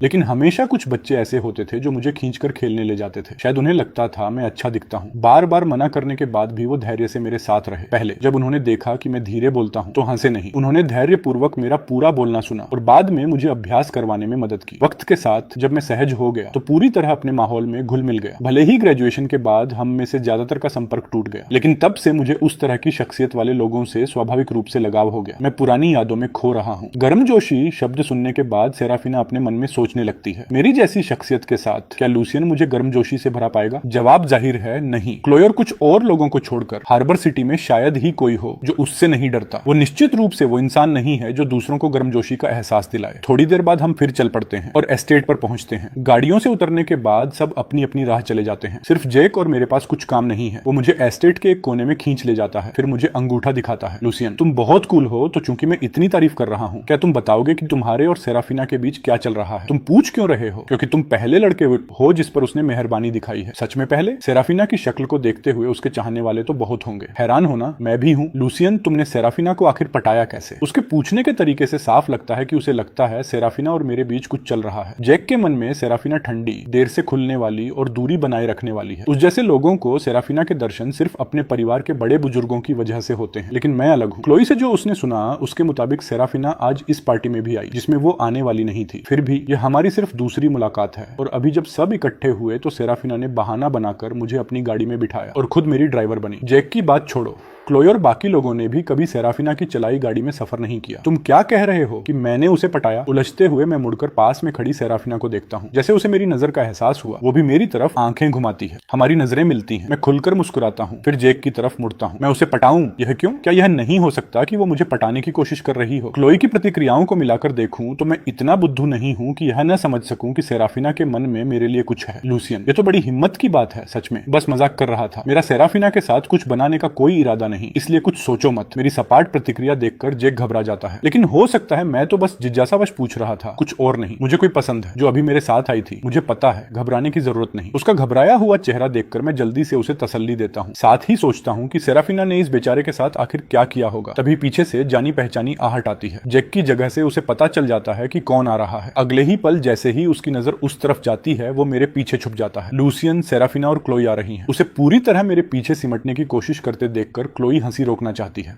उनकी प्रतिक्रियाएं देखकर जैक चुप रह जाता है। वो बस इतना जानता है कि जब सेराफिना आसपास होती है तो कोई भी उस पर कोई ध्यान नहीं देता। जैसी उम्मीद थी, चलते हुए आने से लेकर रुकने तक सेराफिना की नजरें मुझ पर ही टिकी रहती हैं, जब तक हम चारों चुप नहीं हो जाते। तभी सेराफिना जैक को एक नजर देती है। वो एक नजर जैक के लिए माफी जैसी है। वो बड़े बड़े कदम भरकर भाग जाता है। यह देखकर मेरे होठों पर व्यंग्य भरी मुस्कान आ जाती है और मैं सेराफिना को देखता हूँ। तुमने जैक को भगा दिया, अब मेरा साथ कौन देगा? क्लोई बीच में कूद पड़ती है। सेराफिना दे सकती है, उधर एक झूला है, उसे झूले बहुत पसंद है। तुम दोनों जाकर खेलो ना, मैं देखती हूँ खाना कैसा बन रहा है। बस उतनी ही देर में दोनों बिना निशान छोड़े गायब हो जाती हैं। सेराफिना कोई जल्दी नहीं करती, वो बस चुपचाप मेरे बगल में खड़ी रहती है। कभी कभी उसकी नजर मुझ पर पड़ती है, लेकिन यह देखकर कि मैं नजारे में खोया हूँ, वो बाधा नहीं डालती। आधे घंटे बाद जब क्लोई और बाकी लोग खाने के लिए बुलाते हैं, तब मेरी तंद्रा टूटती है और मैं सेराफिना के साथ चल देता हूँ। एस्टेट का खाना सब स्थानीय रूप से उगाया हुआ है, यहाँ तक कि मुर्गी, बत्तख और हंस भी ताजे काटे गए हैं, सब ताजगी के लिए। वो शेफ की पूरी टीम भी साथ लाए हैं। रात के खाने के बाद शाम हो जाती है। बाकी लोग बिना कुछ कहे एक दूसरे को समझते हुए मुझे और सेराफिना को साथ छोड़ देते हैं। इसलिए गाड़ियों की कतार हार्बर सिटी के शहरी इलाके में घुसती है और धीरे धीरे बिखर जाती है। आखिर में सिर्फ सेराफिना की गाड़ी बचती है। वो बार बार धीमी पड़ती है। काश यह रास्ता थोड़ा और लंबा होता। आखिरकार मैं और नहीं रोक पाता। मेरी आंखें मूंद जाती हैं। तभी वो रफ्तार बढ़ा देती है। जब हम होटल पहुंचते हैं, सेराफिना फिर बाहर निकलती है और दरवाजे पर इंतजार कर रहे किसी से एक पेपर बैग लेती है। मैंने किसी से तुम्हारे लिए नागफनी का जूस बनवाया है, लेकिन बस आधा कप ही काफी है, ज्यादा पीने से पेट खराब हो सकता है। ठीक है, शुक्रिया मिस सिनेक्लेयर। मैं ऊपर जा रहा हूँ, घर पहुंचकर मैसेज करना कि सुरक्षित हो। इतना कहकर मैं हाथ हिलाता हूँ और होटल में मुड़ जाता हूँ। जब तक मेरी परछाई पूरी तरह नजरों से ओझल नहीं हो जाती, सेराफिना तब तक मुड़कर गाड़ी में वापस नहीं बैठती। कुछ दिन बाद हार्बर सिटी में कहीं एक तहखाने में भर्राई और कमजोर गिड़गिड़ाहट की आवाजें गूंज रही हैं। तहखाने के प्रवेश द्वार पर लोहे का दरवाजा धकेलकर खोला जाता है। उसका सहायक मार्कस, जो इंतजार कर रहा था, उसे एक जोड़ी दस्ताने देता है। मिस सिनेक्लेयर, हमें मिल गया, सब कुछ उगलवा लिया। उन्होंने जो भी फोटो खींची थी साफ कर दी गई है। कितनी फोटो थी? इस पर मार्कस फौरन अपना फोन आगे कर देता है। मिस्टर स्टर्लिंग की रोजमर्रा की जिंदगी की बस कुछ फोटो। उनका होटल काफी सुरक्षित था, इसलिए वहां घुसपैठ करने का मौका नहीं मिला। सेराफिना फोन लेती है और एक एक करके देखती है। जब उसे मेरा मुस्कुराता हुआ चेहरा दिखता है तो उसे एहसास हुए बिना उसके गाल लाल हो जाते हैं। लेकिन यह सोचकर कि यह फोटो गंदे तरीकों से ली गई थी, उसका चेहरा काला पड़ जाता है। वो धैर्यपूर्वक एक एक फोटो मिटाती है, यह सुनिश्चित करते हुए कि कोई भी बची हुई परेशानी का मौका न रहे। तभी वो मार्कस से पूछती है, इसके पीछे कौन है? विवियन है, हेस परिवार की सबसे बड़ी पोती। जिस दिन मिस्टर स्टर्लिंग बार में गए थे, वो वहां भी मौजूद थी। विवियन शक्ल की दीवानी है। मिस्टर स्टर्लिंग की शक्ल देखते हुए यह सामान्य है कि उसने उन्हें में निशाना बनाया। सेराफिना उस कमरे की तरफ बढ़ती है जो गलियारे के अंत में है। लूसियन की शक्ल से इसका कोई लेना देना नहीं है। उसने लोगों से उनका पीछा करवाया और चोरी छुपे फोटो खिंचवाई, सिर्फ इसलिए कि वो एक खिलाड़ी है। कमरे में दाखिल होकर सेराफिना खुद पानी में भिगोए हुए लोगों से एक बार और पूछताछ करती है। यह पक्का होने के बाद कि कोई जानकारी नहीं छूटी, वो दस्ताने उतारकर जमीन पर फेंक देती है। पीछे से आती दर्दनाक चीखों को अनसुना करते हुए वो मुड़कर निकल जाती है। इन्होंने जो कुछ भी किया सब सबूत के साथ ऊपर भेज दो, बाकी ऊपर वाले संभाल लेंगे। और हेस परिवार के बड़े साहब को बताओ कि जब फुर्सत हो तो मुझसे मिलने आए। जिन्हें वो काबू नहीं कर सकते उन्हें मैं संभाल लूंगी। अगले दिन मेरा अलार्म काफी देर तक बजता रहता है, लेकिन मैं आंखें नहीं खोल पाता। तब तक नहीं जब तक क्लेयर का फोन नहीं आता। तब मैं अनमने मन से उठता हूँ। अभी तक सो रहे हो? घर में तो अब तक दोपहर हो गई होगी। कल रात बहुत अच्छी नींद आई, उठने का मन नहीं। हार्बर सिटी में मेरे लोगों को खुफिया जानकारी मिली कि पिछले कुछ दिनों से कोई तुम्हारा पीछा कर रहा था। मैंने उन्हें यह पता लगाने को कहा कि इसके पीछे कौन है, लेकिन 2 दिन पहले तुम्हारा पीछा करने वाले सब गायब हो गए। अभी मेरे लोगों को खबर मिली, किसी ने उन्हें जेल भिजवा दिया। यह सुनकर मेरी आंखें फट जाती हैं। क्लेयर, क्या यह तुम्हारे लोगों ने किया? जाहिर है मैंने नहीं। अगर मैंने किया होता तो क्या तुम्हें बता रही होती? मैं माथे पर बल डालता हूँ, सच के बारे में सोचता हूँ। तभी कुछ जाने पहचाने चेहरे दिमाग में आते हैं। थोड़ी देर मेरा बोलना न सुनकर क्लेयर तुरंत कुछ भांप लेती है। वो सीधे पूछती है, तुम जानते हो कौन है? मेरा अंदाजा है सेराफिना या क्लोई। कुछ दिन पहले मैंने उनके साथ खाना खाया था, लेकिन सच में उन्होंने ये किया या नहीं मुझे यकीन से नहीं पता। इसलिए कि तुम स्टर्लिंग परिवार से हो। मैं एक पल सोचता हूँ, फिर थोड़े घमंड के साथ कहता हूँ, पक्का नहीं। हो सकता है सेराफिना मुझे पाना चाहती हो, लेकिन सेराफिना क्यों, क्लोई क्यों नहीं? एक अजीब सी चुप्पी के बाद क्लेयर इस पर गंभीरता से विचार करती है और उसे भी संभव लगता है इस बार चुप होने की बारी मेरी है। थोड़ी देर बाद मैं कहता हूँ, शायद इसलिए कि सेराफिना क्लोई से ज्यादा अच्छी दिखती है। सेराफिना एक पेचीदा और जटिल इंसान है, सिनेक्लेयर परिवार की मौजूदा मुखिया भी। ज्यादातर लोग उससे उलझने की हिम्मत भी नहीं कर सकते। क्या तुम सच में उससे उलझना चाहते हो? और जेसिका का क्या तुम सच में आगे बढ़ गए? शख्सियत के हिसाब से मुझे जेसिका से इतनी जल्दी नहीं बढ़ना चाहिए था, वरना राजधानी छोड़कर हार्बर सिटी क्यों आता? वजह बस इतनी ही थी कि छुपना था। तब तक छुपना जब तक जेसिका के लिए अपनी भावनाएं पूरी तरह खत्म न कर लूं, जब तक उसकी मिन्नतों की वजह से नर्म होकर वापस जाने की इच्छा न खत्म हो जाए। लेकिन यह चीजें किसी और इंसान के जरिए, किसी और रिश्ते के जरिए हासिल नहीं होनी चाहिए। मुझे फौरन क्लेयर की सोच समझ आ जाती है और मैं आंखें घुमाता हूँ। क्लेयर, मैंने ब्रेकअप किया है, कोई मर नहीं गया। और जब जेसिका ने मेरे साथ गलत किया तो मैं उसे खोकर दुखी क्यों होऊंगा? और किसी बेगुनाह इंसान को उसकी वजह से तकलीफ देना तो और भी बड़ी बात है। मेरी परवरिश ने मुझे धोखा देने वाली औरत पर मरना नहीं सिखाया। मैंने राजधानी सिर्फ इसलिए छोड़ी क्योंकि वहां से निकलना चाहता था। अगर इसे जेसिका से जोड़ना ही हो तो बस इतना है कि मैं उसे मुझे परेशान करने और घिन दिलाने का मौका नहीं देना चाहता था। समझ आया? यह सुनकर क्लेयर को राहत मिलनी चाहिए क्योंकि मैं उससे झूठ नहीं बोलता। लेकिन सेराफिना के बारे में सोचकर, जो मेरे पास आने की कोशिश कर रही है, उसकी चिंता फिर लौट आती है। आखिरकार जेसिका के मुकाबले सेराफिना कहीं ज्यादा खतरनाक है। अपनी चिंतित बहन को फिर से तसल्ली देने के बाद मैं भूख का बहाना बनाकर फोन रख देता हूँ। फिर मैं क्लोई की चैट खोलता हूँ और उससे मेरा पीछा करने वाले लोगों के बारे में पूछता हूँ। वो कहती है उसे भी नहीं पता। फिर हैरानी से सीधे मुझे कॉल करती है। मैंने नहीं किया, लेकिन मुझे लगता है शायद सेराफिना ने किया हो, या भले ही उसने न किया हो, वो तुम्हारे लिए पता लगा सकती है। उससे जाकर पूछो ना। लेकिन सेराफिना आज थोड़ी व्यस्त हो सकती है और शायद जवाब देने का वक्त ना हो। मैं वैसे भी उससे मिलने जा रही हूँ, तो तुम्हें भी साथ ले चलती हूँ। सुनो, क्या यह ठीक नहीं? मैं यह सोचता हूँ, फिर जोर से कह देता हूँ, अगर सेराफिना व्यस्त हो तो भी मेरे लिए वक्त निकाल लेगी। यह सुनकर क्लोई माथे पर हाथ मारती है और कमजोर सी सफाई देती है। उसका इशारा इससे ज्यादा साफ नहीं हो सकता। सेराफिना चाहे कितनी भी व्यस्त हो, तुम्हारे लिए हमेशा वक्त होगा उसके पास। आओगे? चलो बस जाओ। मैं इशारा न समझने का नाटक करता हूँ। ठीक है, लेकिन रास्ता नहीं पता? पता भेजो। इसकी जरूरत नहीं, मैं तुम्हें लेने आती हूँ। इतना कहकर वो फोन रख देती है। आधे घंटे बाद क्लोई की गाड़ी सिनक्लेयर हवेली में दाखिल होती है। पार्किंग के बाद अभी थोड़ा और चलना है। रास्ते में मुझे कई बार वो चंदन की खुशबू आती है। जब हम विला के सामने पहुंचते हैं तो मैं दरवाजे पर एक बुजुर्ग आदमी को थोड़ा झुका हुआ खड़े देखता हूँ और उसके बगल में एक औरत घुटनों पर बैठी है। मेरी नजर उन दोनों पर पड़ती है। मैं उलझा हुआ हूँ, लेकिन इसमें गहराई से उतरने का कोई इरादा नहीं।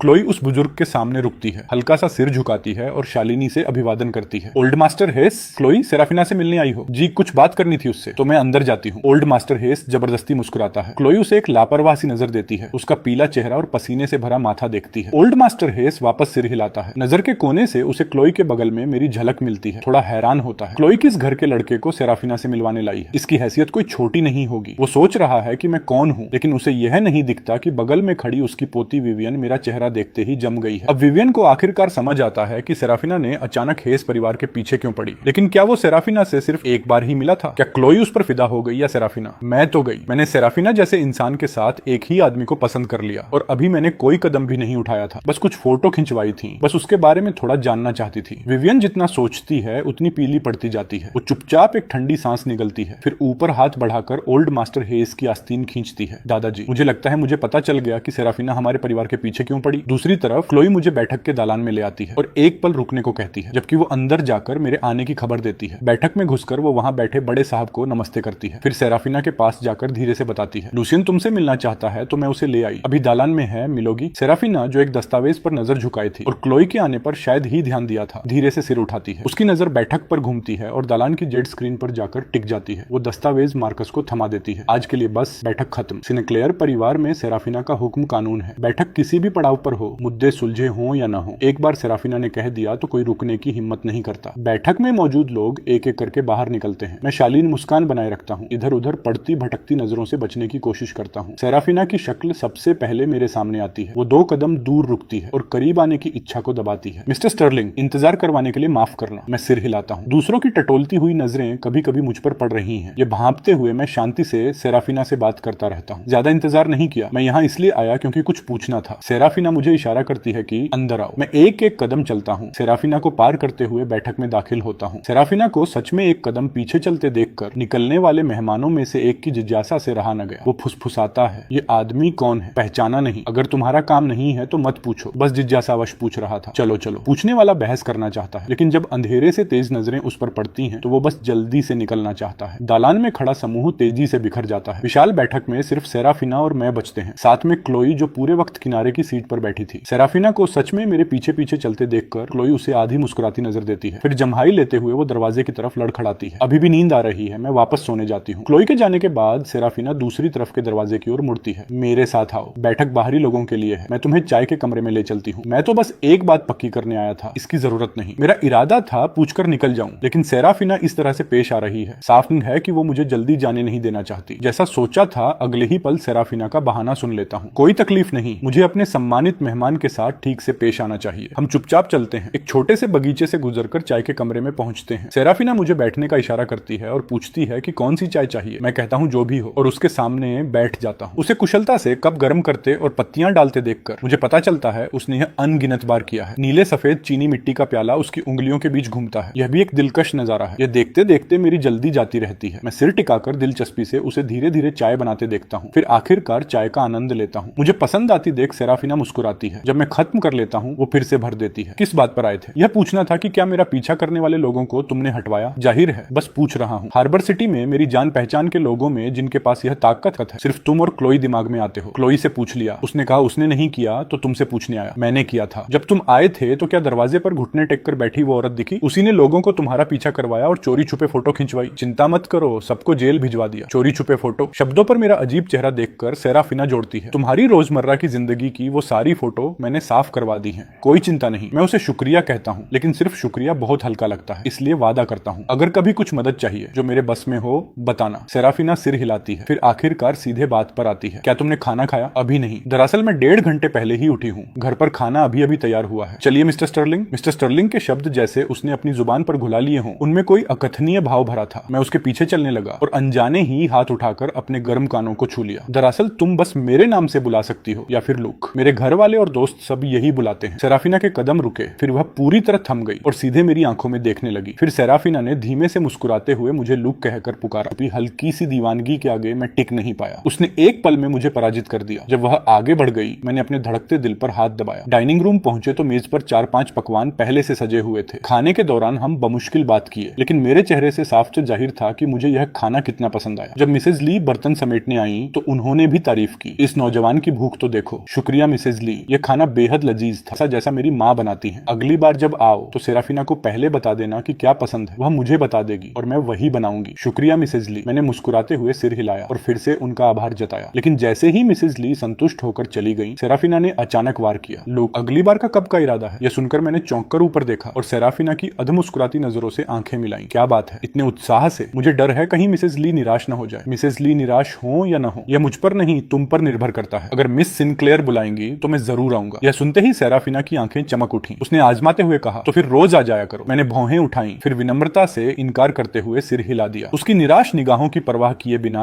मैंने मुंह पोंछा। पेट भर गया। खाने का शुक्रिया मिस सिनक्लेयर, अब मैं चलता हूँ। अलविदा मिस सिनक्लेयर। सेराफिना ने भी अलविदा कहा, लेकिन उसका शरीर अनायास मेरे पीछे खींचता चला आया। वह मुझे छोड़ने आना चाहती थी। तुम व्यस्त नहीं हो? मैं कैब ले लूंगा। वह मेरे रास्ते में आकर खड़ी हो गई, थोड़ा झुककर। मैं व्यस्त हूँ, फिर भी तुम्हें छोड़ना चाहती हूँ। अगर ठीक से नहीं करूंगी और फिर से ठुकरा दी गई तो शर्म की बात होगी। यह सुनकर मैंने होंठ दबाया और उसे अंगूठा दिखाया। मिस सिनक्लेयर, बहुत सोच समझ कर चलती हो। शुभकामनाएं। तो वापसी की गाड़ी में सेराफिना इसी सवाल में डूबी थी। शुभकामनाएं, लेकिन कैसे? आखिर करूं तो क्या? इतनी मेहनत करूं कि लुकियन हर रोज खाने आना चाहे, या फिर और लालची होकर उसे हर एक पल अपने पास रखने की चाहत पालूं? जब वह सिनक्लेयर हवेली लौटी तो उसने देखा कि मिसेज ली, जिन्हें कब का आराम कर लेना चाहिए था, अभी भी सोफे पर बैठी हैं। मिसेज ली, आप आराम क्यों नहीं कर रही? मिसेज ली उठ खड़ी हुई और ममता भरी नजरों से सेराफिना को देखने लगी। तुम्हारा इंतजार कर रही थी। वह जो नौजवान आज आया था, क्या वही है जिससे तुम प्यार करती हो? यह सुनकर सेराफिना का चेहरा कोमल हो गया। उसने सिर हिलाया। और वह, क्या वह तुम्हें पसंद करता है? तुम्हारे स्वभाव को देखते हुए बचपन में कोई लड़का तुम्हें पसंद नहीं करता था सेराफिना। जब तुम उसे चाहती हो तो उसके साथ अच्छा बर्ताव करना। जिस दिन वह रिश्ता लेकर आए, याद रखना, वह जो तुम्हारी माँ ने माँ ने अपने दामाद के लिए रखा है, वो निकाल लाना। मिसेज ली को ख्यालों में बहते देख सेराफिना ने जल्दी से उन्हें बीच में रोका। मिसेज ली, मुझे अभी तक यह भी नहीं पता कि वह मुझे पसंद करेगा या नहीं। यह सब बातें अभी बहुत जल्दी हैं। यह सुनते ही मिसेज ली की कल्पना एक पल में चकना चकनाचूर हो गई। उन्होंने सेराफिना को घूरा। तुम बिल्कुल नाकारा हो, वह सिर्फ हार्बर सिटी आया हुआ है, जल्द ही चला जाएगा। तो क्या अगर वह कदम नहीं उठाएगा तो तुम उठाओ, उसे पकड़ लो। जब एक बार पकड़ लोगी तो उसे हार्बर सिटी में बसा लेना। यह इतना आसान नहीं है। सेराफिना ने अपनी कनपटी दबाई। क्लोए भी पहले ऐसी ही बातें कहती थी, जैसे सबको लगता है कि जब हम साथ हों तो मुझे ही अपनी जिंदगी कुर्बान करके हार्बर सिटी में रहना होगा। लेकिन यह मेरे साथ न्याय नहीं है। हम किसी के भी बंधन में नहीं है। हम जहां चाहें वहां जा सकते हैं। मिसेज ली, लुकियन आजाद है, वह जहां रहना चाहे वहां रहेगा। तो अगर वह आगे चलकर हार्बर सिटी में नहीं रहना चाहा? मिसेज ली ने भौहें सिकोड़ी। यह देखकर हैरान कि आमतौर पर जिद्दी सेराफिना उनके बारे में बात करते वक्त बिल्कुल अलग व्यक्तित्व की दिखती है। सेराफिना ने जरा भी हिचकिचाहट नहीं दिखाई। वह जहां भी होगा मैं वहीं उसे देखने चली जाऊंगी। तो फिर जल्दी से उसे अपने प्यार में डुबोने की कोशिश करो, नहीं तो जब तुम उसे देखने जाओगी वह शायद तुमसे मिलना भी न चाहे। प्यार में कोई तर्क नहीं होता। जब तुमने उसे पसंद किया है तो रीति रिवाज की परवाह किए बिना हिम्मत से उसके पीछे जाओ। सेराफिना सहमत हुई, लेकिन मन में सोचती रही कि अभी अभी एक रिश्ते से बाहर आई हूँ, इसलिए बेहतर है कि बहुत तेज न बढ़ूं। जिसे दिल ने चाहा हो उसे पाने की कोशिश करना, यह उसकी जिंदगी का अब तक का सबसे पेचीदा काम था। अगले दिन मैं होटल की ओर लौटते हुए हाथ में नाश्ते का पैकेट उठाए चल रहा था। जैसे ही मैं अपने कमरे के दरवाजे तक पहुंचा, देखा कि दरवाजा खुला पड़ा है और कई अजनबी अंदर जमा है। मर्द और औरतें, कोई भी जाना पहचाना नहीं। एक आदमी कमरे से बाहर आया। जल्दी करो और साफ करो, यहाँ जगह खाली करो, मेरे दोस्त जल्द ही आने वाले हैं। लेकिन मैं वहां नहीं गया, बजाय इसके क्लेयर को फोन किया। वे संख्या में ज्यादा हैं। इतना मूर्ख नहीं हूं कि अकेले उनसे भिड़ जाऊं। क्लेयर की पुष्टि मिलते ही मैंने फोन रखा और वहां से निकलने लगा। तभी कमरे से बाहर आती एक होटल कर्मचारी की नजर मुझ पर पड़ी। वह उत्साह से बोली, मिस्टर स्टर्लिंग आप आ गए। उन शब्दों के साथ ही कमरे के अंदर और बाहर की सारी निगाहें एक साथ मुझ पर आ टिकी। ठीक उसी वक्त जब मैं वहां से निकलने ही वाला था। उस पल मैं रुका नहीं, बल्कि मैंने कदम तेज कर दिए। लेकिन वे लोग साफ मुझे जाने देने के मूड में नहीं थे। दरवाजे के बाहर पहरा दे रहे कुछ लोग दौड़कर आए और मेरा रास्ता रोक लिया। उसी वक्त कमरे के अंदर से वह आदमी धीरे धीरे बाहर निकला। उसने मुझे ऊपर से नीचे तक घूरा, फिर व्यंग्य से हंसा। भागते क्यों हो? यह कमरा मेरे इस्तेमाल के लिए है। अपना सारा कूड़ा उठाओ और निकलो। यह होटल का सबसे बेहतरीन कमरा है। लोगन इसे अक्सर मेहमानों की खातिरदारी के लिए इस्तेमाल करता है। पहले बहुत कम लोग ऐसे होते थे जो यहाँ लंबे समय तक रुक सके, इसलिए यह आम तौर पर खाली ही रहता था। लेकिन लोगन के लिए यह कोई मायने नहीं रखता कि कोई ठहरा हुआ है या नहीं। बस कोई छुट भैया है जिसके पास थोड़े बहुत पैसे हैं। हार्बर सिटी में उसके जूते उठाने लायक भी नहीं। मैंने भी व्यंग्य से हंसते हुए उसके हाथ में पकड़ी घड़ी देखी और मेरी मुस्कान और भी तिरस्कार भरी हो गई। तो फिर मेरा कूड़ा थामे रखने का क्या मतलब है? उसे उम्मीद नहीं थी कि मैं इतना सीधा बोल दूंगा। एक पल के लिए लोगन का चेहरा जम गया। क्या कह रहे हो? मेरी समझ में नहीं आया। इंसानी बात समझ में नहीं आती। कोई बात नहीं, समझाता हूँ। तुम्हारे हाथ में जो Patek Philippe perpetual calendar chronograph reference 1518 है, वह 1 साल पहले देश एफ में एक नीलामी में 35 करोड़ में बिका था। जिसने उसे खरीदा था वह देश सी का एक व्यापारी था, उपनाम स्टर्लिंग। मेरी बात सच है या झूठ यह जाने बिना भी इतनी बड़ी कीमत सुनते ही लोगों के मन में पहला ख्याल सावधानी या डर का नहीं बल्कि लालच का आया। 35 करोड़ इसीलिए पहली नजर में पसंद आ गई थी। उसने घड़ी उठाकर उसे ध्यान से देखा। दिमाग में हिसाब किताब दौड़ा और उसने जल्दी से फैसला कर लिया। मुझे नहीं पता तुम क्या कह रहे हो, लेकिन यह घड़ी शुरू से मेरी ही है। इसे और इसके सारे कूड़े को बाहर फेंको। हार्बर सिटी में उसका हुक्म ही कानून है। घड़ी अभी उसके हाथ में है तो वह उसी की है। कोई भी पूछे यही जवाब है। मैंने जेब में छुपे हथियार को टटोला और सोचने लगा कि कैसे निकलूं, लेकिन कुछ कर पाता उससे पहले पीछे से लिफ्ट की घंटी बजी और दरवाजा खुल गया। अगले ही पल एक लंबी महिला दर्जन से ज्यादा अंगरक्षकों के साथ बाहर निकली। मैंने पलटकर देखा और उसे फौरन पहचान लिया। स्टर्लिंग परिवार की हार्बर सिटी शाखा की प्रमुख और हार्बर सिटी में क्लेयर की प्रतिनिधि वेनेसा। मैं यहाँ हूँ। तस्वीरों जितना ही बेतहाशा खूबसूरत उस लड़के को देखकर वेनेसा एक बार फिर से चौंक गई। वह दौड़ती हुई मेरे पास आई और बिना कुछ बोले मुझे ऊपर से नीचे तक देखने लगी। यह पुष्टि करने के बाद कि मुझे कोई चोट नहीं आई, उसने राहत की सांस ली। चिंता मत करो, मैं ठीक हूँ। उन्हें मुझ पर हाथ उठाने का मौका ही नहीं मिला, हालांकि लगभग मिल ही गया था। जिस पल से वेनेसा प्रकट हुई, लोगन की नजरें उसी पर टिकी रही। लेकिन जब उसने देखा कि वेनेसा का पहला काम मेरी सलामती जांचना था, उसका चेहरा काला पड़ गया। वेनेसा, तुम यहाँ क्या कर रही हो? इससे तुम्हारा क्या रिश्ता है? अब कहीं जाकर वेनेसा उस आवाज पर पलटी। उसे जरा भी उम्मीद नहीं थी कि मेरे साथ जो खतरा हुआ उसका कोई संबंध लोगन से होगा। अरे तुम हो और क्या, लुइस परिवार की ठुकराई हुई बेटी। यह मत सोचना कि यहाँ आकर कुछ बदल जाएगा। वेनेसा, मैं तुम्हें बता रहा हूँ, चाहे तुम हो या यह लड़का, मेरी एक बात पर दोनों शर्म के मारे दुम दबाकर भाग जाओगे। सच तो यह था कि वेनेसा और लोगन को एक दूसरे को देखे काफी लंबा वक्त बीत गया था। लेकिन चाहे कितना भी वक्त गुजर जाए, उसका सौतेला भाई इतना मूर्ख ही रहा कि उसे देखते ही उसे काला दिखने लगा। वह लोगन के पास गई, उसकी चौंकी हुई नजरों के सामने हाथ उठाया और पूरी ताकत से दे मारा। एक जोरदार थप्पड़। लोगन का चेहरा एक तरफ को झटके से मुड़ गया और देखते देखते लाल होकर सूज गया। वेनेसा का हाथ जोर से मारने की वजह से सुन्न हो गया। यह थप्पड़ तो पेशगी ब्याज है लोगन। हर कोई वह नहीं होता जिसके साथ तुम मनमानी कर सको। उसके यह कहते कहते ही लोगन को एहसास हुआ कि उसे थप्पड़ पड़ा है। उसने अपना चेहरा ढका और चीखने लगा, तुम्हारी हिम्मत कैसे हुई मुझे मारने की? तुम्हारा बुरा होगा। लेकिन वेनेसा ने बस अपनी तरफ झपटते लोगन को तिरस्कार से देखा। उसे उसके अंगरक्षकों ने रोक लिया। वेनेसा, क्या मैं तुमसे एक तरफ हटने की गुजारिश गुजारिश कर सकता हूँ। मेरी आवाज अचानक उनकी लड़ाई के बीच गूंजी। वेनेसा ने पलटकर देखा तो मैं फोन उठाए रिकॉर्ड कर रहा था। यह देखते ही लोगन ने भी सहज प्रवृत्ति से हाथ पीछे छुपा लिए। अच्छा, अब छुपाने का कोई फायदा नहीं, सब रिकॉर्ड हो चुका है और तुम सबके चेहरे भी कैमरे में आ गए हैं। यह कहते हुए मैंने वीडियो क्लियर को भेज दिया। फिर आगे बोला, मेरे कमरे में सिर्फ वह घड़ी ही कीमती नहीं है, ऐसी बहुत सी चीजें हैं जो उतनी ही कीमती हैं। अगर एक भी चीज गायब हुई या टूटी तो हर जाना तुम भरोगे। थोड़ी देर पहले मेरे पास कोई मदद नहीं थी, इसलिए जितना हो सका उतना डरे हुए की तरह पेश आया। लेकिन अब मैं लोगन को पार कर अपने कमरे में घुस गया। तैयार था, फिर भी जमीन पर बिखरा अपना सामान देखकर और जेड कड़े के टुकड़े देखकर दिल एक पल के लिए दर्द से भिंच गया। वह बेशक कीमती इंपीरियल ग्रीन कांचनुमा जेडाइट था। मैं फोन से रिकॉर्ड करता रहा जब तक यह पुष्टि नहीं हो गई कि बस कड़ा टूटा था। तब जाकर मेरी सांस कुछ थमी। फिर मैंने वेनेसा के साथ आए लोगों को देखा और दरवाजे पर रुके लोगन को। अब तुम्हारा बुरा होगा। वेनेसा का चेहरा भी उतना ही सख्त था। उसे उम्मीद नहीं थी कि लोगन इतना मूर्ख हो सकता है। लुकियन, ज्यादा नुकसान हुआ? काफी, कई 100 करोड़ की चीजें। रकम सुनते ही वेनेसा का मुंह हैरानी से खुला रह गया। लोगन एक पल के लिए जम गया, फिर चिल्लाया, क्या बकवास कर रहे हो? भला तुम अपने साथ इतनी कीमती चीजें कैसे ले चल सकते हो? उसके शब्द चाहे जो रहे, अंदर से लोगन बिल्कुल भी शांत नहीं था। लेकिन इस बार दुर्भाग्य से मैंने उसकी तरफ एक नजर तक नहीं डाली। मैं पलट कर अंदर के सोफे पर बैठ गया। जब पुलिस आ जाए तब मुझ पर चिल्लाना। क्या मतलब? तुमने पुलिस बुला ली? लोगन कमरे में घुसने की कोशिश करने लगा, लेकिन वेनेसा के अंगरक्षकों ने उसे रोक लिया। वेनेसा, अपने आदमियों को हटाओ। बेहतर होगा कि मूर्खता बंद करो। मुझे धमकी दे रहे हो? सुनो, हार्बर सिटी में पुलिस बुलाने मात्र से नतीजा नहीं निकलता। यहाँ बड़े बड़े हों या छोटे, हार्बर सिटी में सब मेरे आगे झुकते हैं। यह सुनकर मैंने उसे एक नजर देखा, ठंडे स्वर में जवाब दिया। ओह, वह कुछ और कहना चाहता था, लेकिन उसने देखा कि मैं एक कॉल उठाकर एक तरफ हो गया। उसे बोलने का मौका ही नहीं दिया। मैंने सलाम किया। मेरी अपेक्षाकृत सामान्य आवाज सुनते ही सेराफिना का लटका हुआ दिल राहत से नीचे आया। पुलिस रास्ते में है, मैं भी जल्दी पहुंचती हूँ, चिंता मत करो। सेराफिना को मेरी मुसीबत का पता कैसे चला यह मुझे नहीं पता। बस इतना जानता हूँ कि जैसे ही मैं मुश्किल में पड़ा वह दौड़ी चली आ रही है। यह सोचते ही मेरा मन हल्का हो गया। पहले से निकल पड़ी, इतनी फिक्र हो रही है मेरी। बेशक तुम मेरे इकलौते सम्मानीय मेहमान हो, तुम्हारी नहीं तो किसकी फिक्र करूंगी? सिर्फ मेरी? हाँ, सिर्फ तुम्हारी। दूसरी तरफ सेराफिना एक पल के लिए रुकी, फिर दृढ़ता से बोली, और आगे भी यही। सेराफिना होटल के दरवाजे पर रुकी, इमारत की तरफ देखा और एक गहरी सांस ली। तुम्हारी वजह से ही आगे का वक्त सोचने लायक लगता है। लुकियन, मैं आ गई। यह सुनकर इस मीठी बात से मेरे बदन में एक सिहरन दौड़ गई। फिर स्क्रीन पर नंबर देखा और जोर से हंस पड़ा। तो फिर मैं तुम्हारा इंतजार करता हूँ सेराफिना। इधर दरवाजे पर लोगन बेतहाशा गालियां दे रहा था। वेनेसा,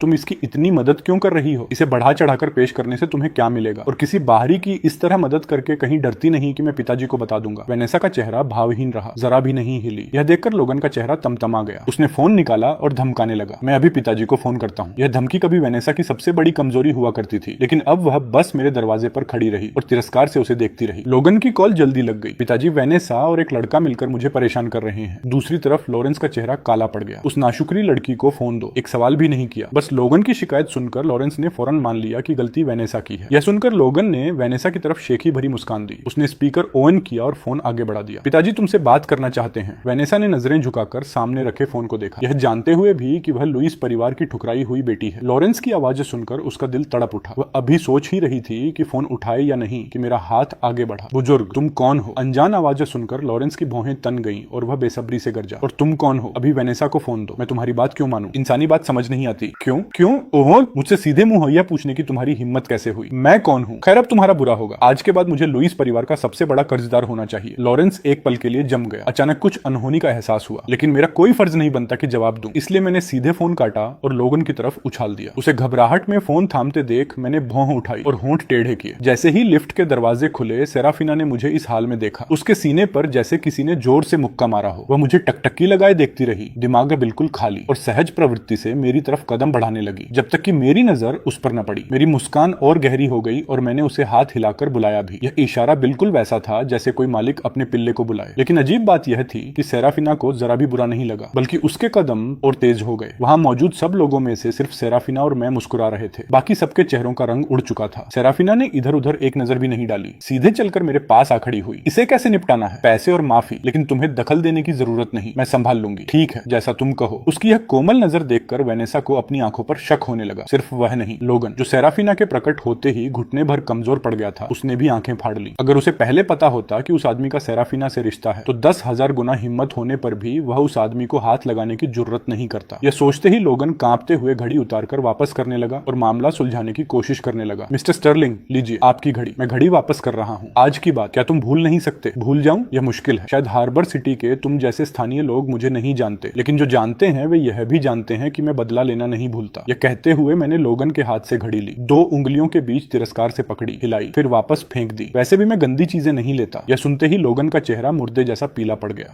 उसने कुछ सफाई देने की कोशिश की, लेकिन सेराफिना की बर्फीली नजरें देखकर उसके मुंह से एक शब्द भी नहीं निकला। कुछ देर में पुलिस आ गई। मैंने अपने फोन का वीडियो इंचार्ज अफसर को दे दिया। जब उन्होंने मौके की जांच पड़ताल की और होटल की निगरानी कैमरे की फुटेज निकाली तो अफसर ने हुक्म दिया, मिस्टर लोगन, अपने साथियों समेत हमारे साथ चलिए। लोगन का चेहरा मुर्दे जैसा पीला था। फोन थामे उसका हाथ बहुत देर तक झिझकता रहा। फिर आखिरकार लॉरेंस को कॉल किया। पुलिस के साथ सहयोग करके और बयान दर्ज कराने के बाद मैं वेनेसा के साथ वहां से निकल गया। वेनेसा ने वक्त बर्बाद नहीं किया। वह मुस्कुराते हुए बोली, मिस्टर स्टर्लिंग, वेनेसा बिल्कुल मेरी बहन की तरह, मुझे लुकियन बुलाओ। लुकियन, आगे कहाँ रहना चाहोगे? होटल कुछ मायनों में सुरक्षित है, लेकिन कुछ मायनों में नहीं। थोड़ी भी हैसियत वाला कोई भी रास्ता निकाल लेता है। वेनेसा, जो जगह तुमने मेरे लिए बताई थी, क्या वह तैयार है? तैयार है, तो मैं सीधे वहीं चला जाऊंगा। यह कहकर मैं पलटकर सेराफिना की तरफ देखने लगा। तुम्हें आगे कुछ काम है? लेकिन सेराफिना भी असल में खाली नहीं थी। बस उसे लग रहा था कि अभी सबसे जरूरी काम मुझे बसाने में मदद करना है। नहीं, मैं तुम्हारे साथ चलूंगी। वेनेसा तो एक कारोबारी बैठक बीच में छोड़कर यहाँ दौड़ी आई थी। अब सेराफिना को मेरे साथ देखकर उसकी चिंता कम हुई। अलविदा कहकर वह फिर से जल्दी से चली गई। वेनेसा के जाते ही सेराफिना ने अचानक कहा, वेनेसा अभी रोजन ग्रुप के लिए काम करती है। मैंने सिर हिलाया। मुझे पता है। मैंने ज्यादा कुछ नहीं कहा। यह देखकर कि मेरा कुछ और बताने का इरादा नहीं है, सेराफिना ने भी जोर नहीं दिया। उसने गाड़ी की तरफ इशारा किया। चलो, सामान उठाने में मदद करती हूँ। तुम खुद करोगी? कोई दिक्कत है? तुम महान मिस सिंक्लेयर हो। मेरा सामान उठाना जरा प्रतिभा की बर्बादी नहीं है क्या? 2 घंटे बाद ग्रैंडर एस्टेट्स, ये हार्बर सिटी का सबसे बड़ा और सबसे शानदार विला परिसर था। जब मैंने वेनेसा के भेजे नंबर से घर ढूंढा तो सेराफिना एक पल के लिए रुक गई। वेनेसा? सेराफिना एक पल रुकी। मैंने नोट किया और बेपरवाही से पूछा, क्या हुआ? अगर मैं कहूं कि मेरा घर बगल में है तो मानोगे? क्या संयोग है? आगे से ख्याल रखना, नए पड़ोसी। यह कहते हुए मैंने सेराफिना की तरफ हाथ बढ़ाया। सेराफिना ने फुर्ती से जवाब दिया, आप भी ख्याल रखिएगा मिस्टर स्टर्लिंग। जब उसने हाथ छोड़ा तो चुपके से अपनी उंगली मेरी हथेली पर फेरी। उधर लोगन ने कभी सोचा भी नहीं था कि लॉरेंस के ऊपर तक जुगाड़ लगाने के बावजूद वह बाहर नहीं निकल पाएगा। और जब वकील को पूरी बात पता चलती है तो एकमात्र हल यही बचता है कि मामले को अदालत से बाहर सुलझाया जाए। लेकिन शर्त यह है कि मुझे राजी होना होगा। लुइस परिवार के वकील की कई बैठकों की मांगे ठुकराने के बाद 3 दिन बाद मुझे मेरे अपने वकील का फोन आता है। जब तक मैं वहां पहुंचता हूं, अंदर बैठे लोग बेसब्री से इंतजार कर चुके होते हैं। लॉरेंस अपनी कुर्सी पर बिना हिले बैठा है। चेहरे पर तिरस्कार की एक रेखा खींची हुई है। मेरे बैठने से पहले ही वह दबाव बनाता है। बोलो, कितने पैसे चाहिए तुम्हें ताकि मेरे बेटे को छोड़ दो? यह सुनकर मैं सीधे मुख्य कुर्सी की ओर बढ़ता हूँ और वहां जाकर बैठ जाता हूँ। मैं धीरे धीरे एक कप चाय पूरी पीता हूँ, फिर जवाब देता हूँ, 1 अरब। मिस्टर स्टर्लिंग, यह तो कुछ ज्यादा ही है। मैं पीछे टिक कर बैठता हूँ, अपने वकील के हाथ से तस्वीरें लेता हूँ और उन्हें लॉरेंस के सामने मेज पर फेंक देता हूँ। तुम खुद बड़ी बड़ी बातें कर रहे हो, 1 अरब भी नहीं निकाल सकते, फिर भी मेरे सामने किसी रईस की तरह पेश आ रहे हो। क्या तुम्हें पता है तुम्हारे बेटे ने जो घड़ी चुराई वह कितने की है? क्या तुम्हें पता है उसने जो जेड का कंगन तोड़ा वह कितना कीमती था? क्या तुम्हें पता है मेरी जो चीजें गायब हुई हैं उनकी क्या कीमत है? 1 अरब तो पहले ही छूट है, और वह भी सिर्फ इस लिहाज से कि तुम वनेसा के सगे बाप हो। लॉरेंस ने ये तस्वीरें पहले भी देखी थी, लेकिन उसने उन्हें गंभीरता से नहीं लिया था। अब उसके पास मेज पर रखी मूल्यांकन रिपोर्टें उठाने के सिवाय कोई चारा नहीं है। जितना ज्यादा वह पढ़ता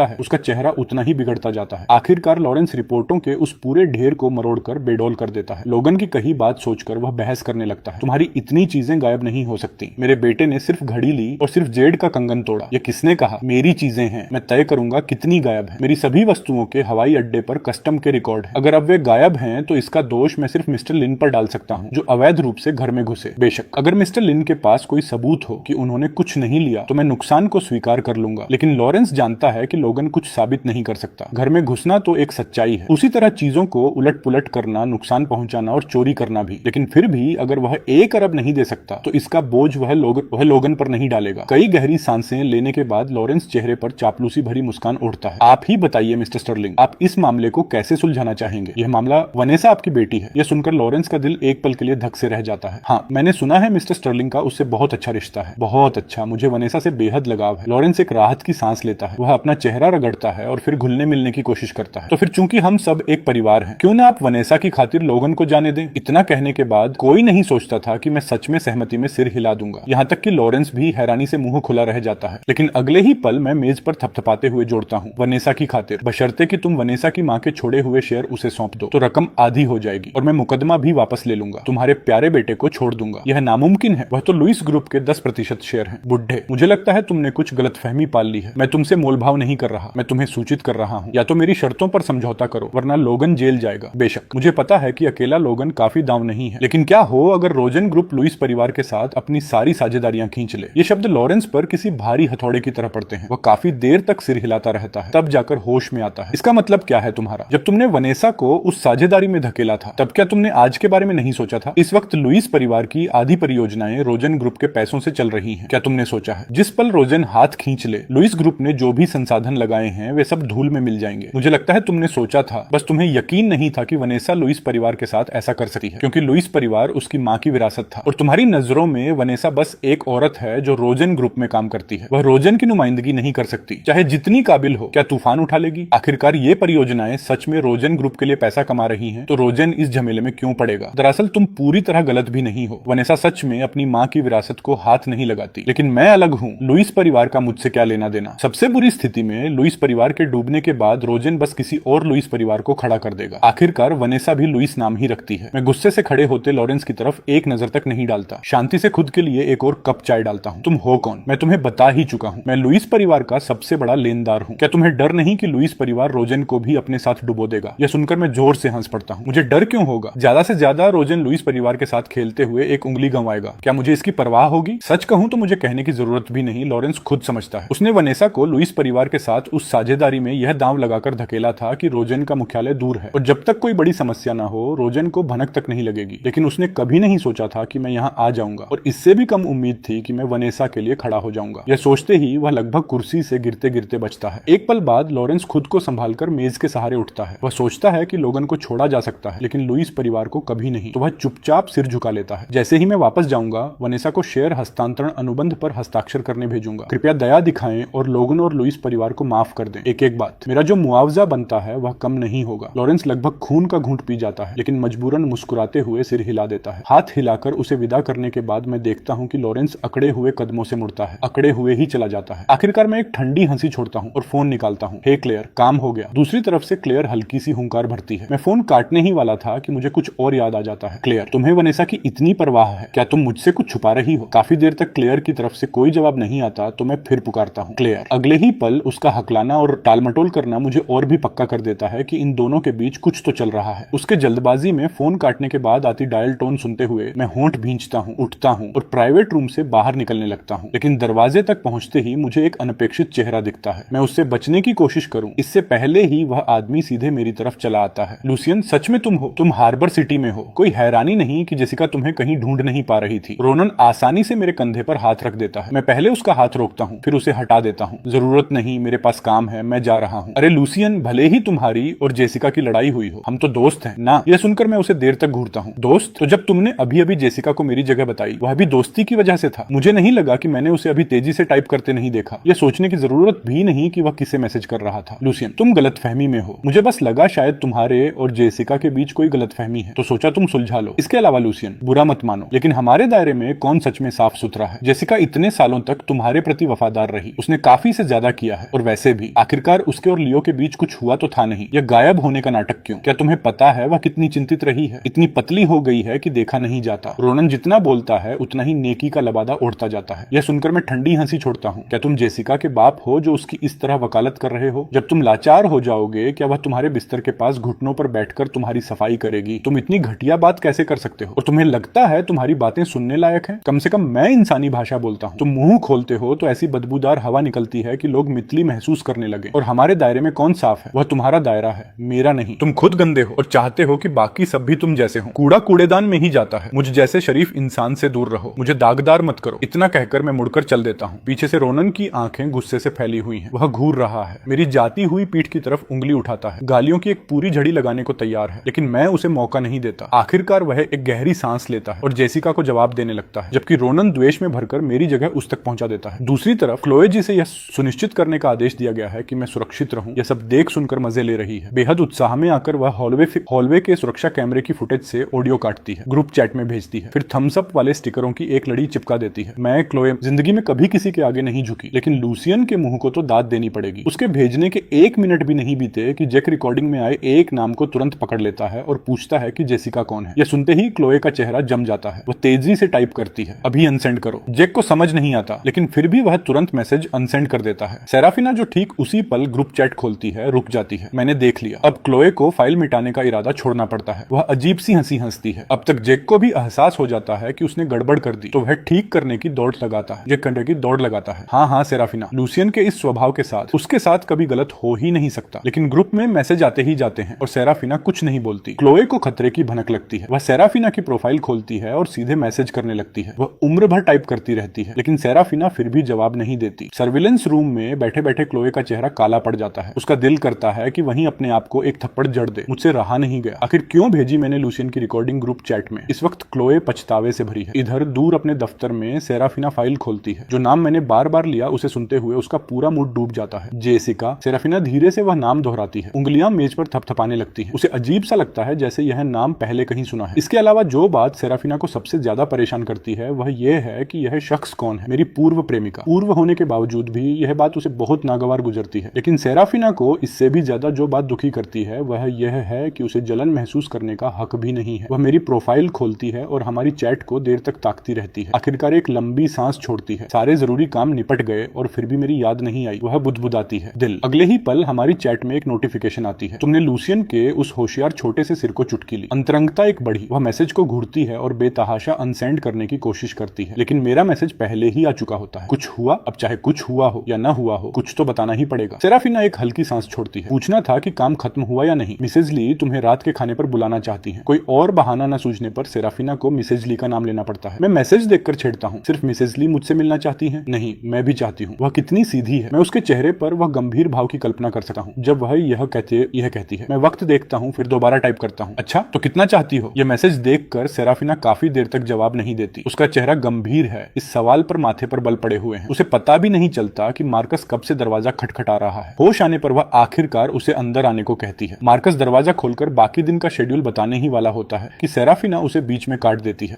मुझे तुमसे कुछ पूछना है। वह सीधी होकर बैठती है, बहुत पहले से कहीं ज्यादा गंभीर, जिससे मार्कस को लगता है कि कोई बड़ी बात हो गई है। सोच समझकर सेराफिना आगे बोलती है। मान लो, मेरा मतलब है बस मान लो, अगर तुमने जिसे पसंद करते हो उसे कहा कि उससे मिलना चाहते हो और उसने पूछा कितना, तो तुम क्या जवाब देते? मिस सिनक्लेयर, ये मिस्टर स्टर्लिंग ने आपसे पूछा है ना? जिस तरह आपने बताया उससे मुझे लगा कोई गंभीर बात है। पता नहीं था कि हमारी मिस सिनक्लेयर भी किसी को मिस करती हैं। जल्दी बताओ, बकवास बंद करो। ठीक है मिस सिनक्लेयर, मुझे लगता है मिस्टर स्टर्लिंग। मैंने यह नहीं कहा कि यह लूसियन है। एक पल की चुप्पी के बाद सेराफिना बस आगे बढ़ जाती है। मार्कस अपने होंठों पर आई हंसी दबाने के लिए खंखारता है और गंभीरता से विश्लेषण करता है। अपने अनुभव से कहूं तो मिस्टर स्टर्लिंग का आपसे यह सवाल पूछना साफ बताता है कि वे जानते हैं आप जवाब देने में शर्माएंगी और वे जानबूझकर आपको छेड़ रहे हैं। यह सुनकर सेराफिना होंठ भींच लेती है, थोड़ा निराश महसूस करती है। उसने सोचा था कि मैं उसकी भावनाएं परख रहा हूं, तो वह बस मजाक कर रहे हैं। ज्यादा संभावना यही है मेरे अनुमान के हिसाब से, लेकिन अगर सच में शक हो तो सीधे पूछ लो। प्रेमी प्रेमिका के बीच सबसे बुरी बात होती है अंदाजे लगाते रहना। जो मन में हो वह कह दो। एक बार बात निकल जाए तो जो सुलझना है सुलझाओ, नहीं सुलझती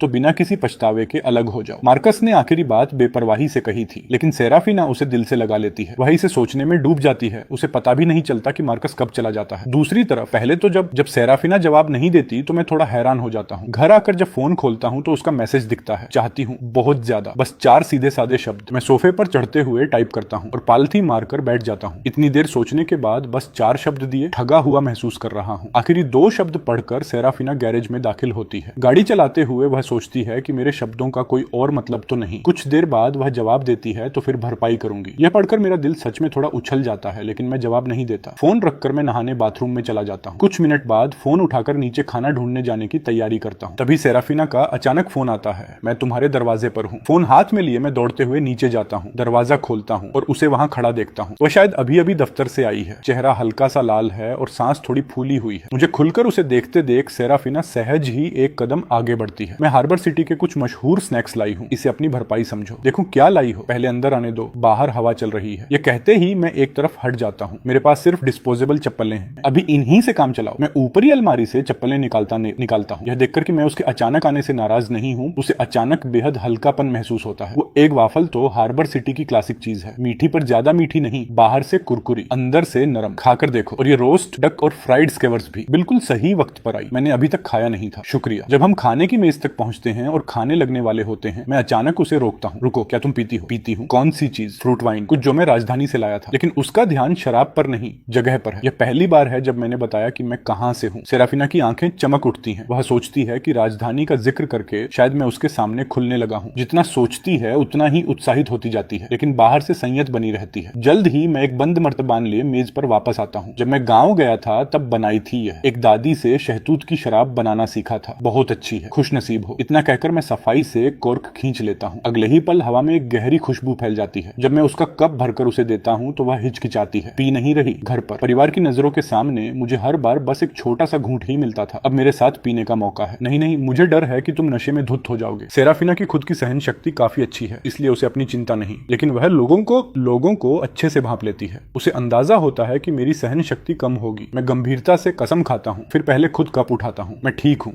नशा नहीं होगा। सेराफिना के पास कोई चारा नहीं बचता।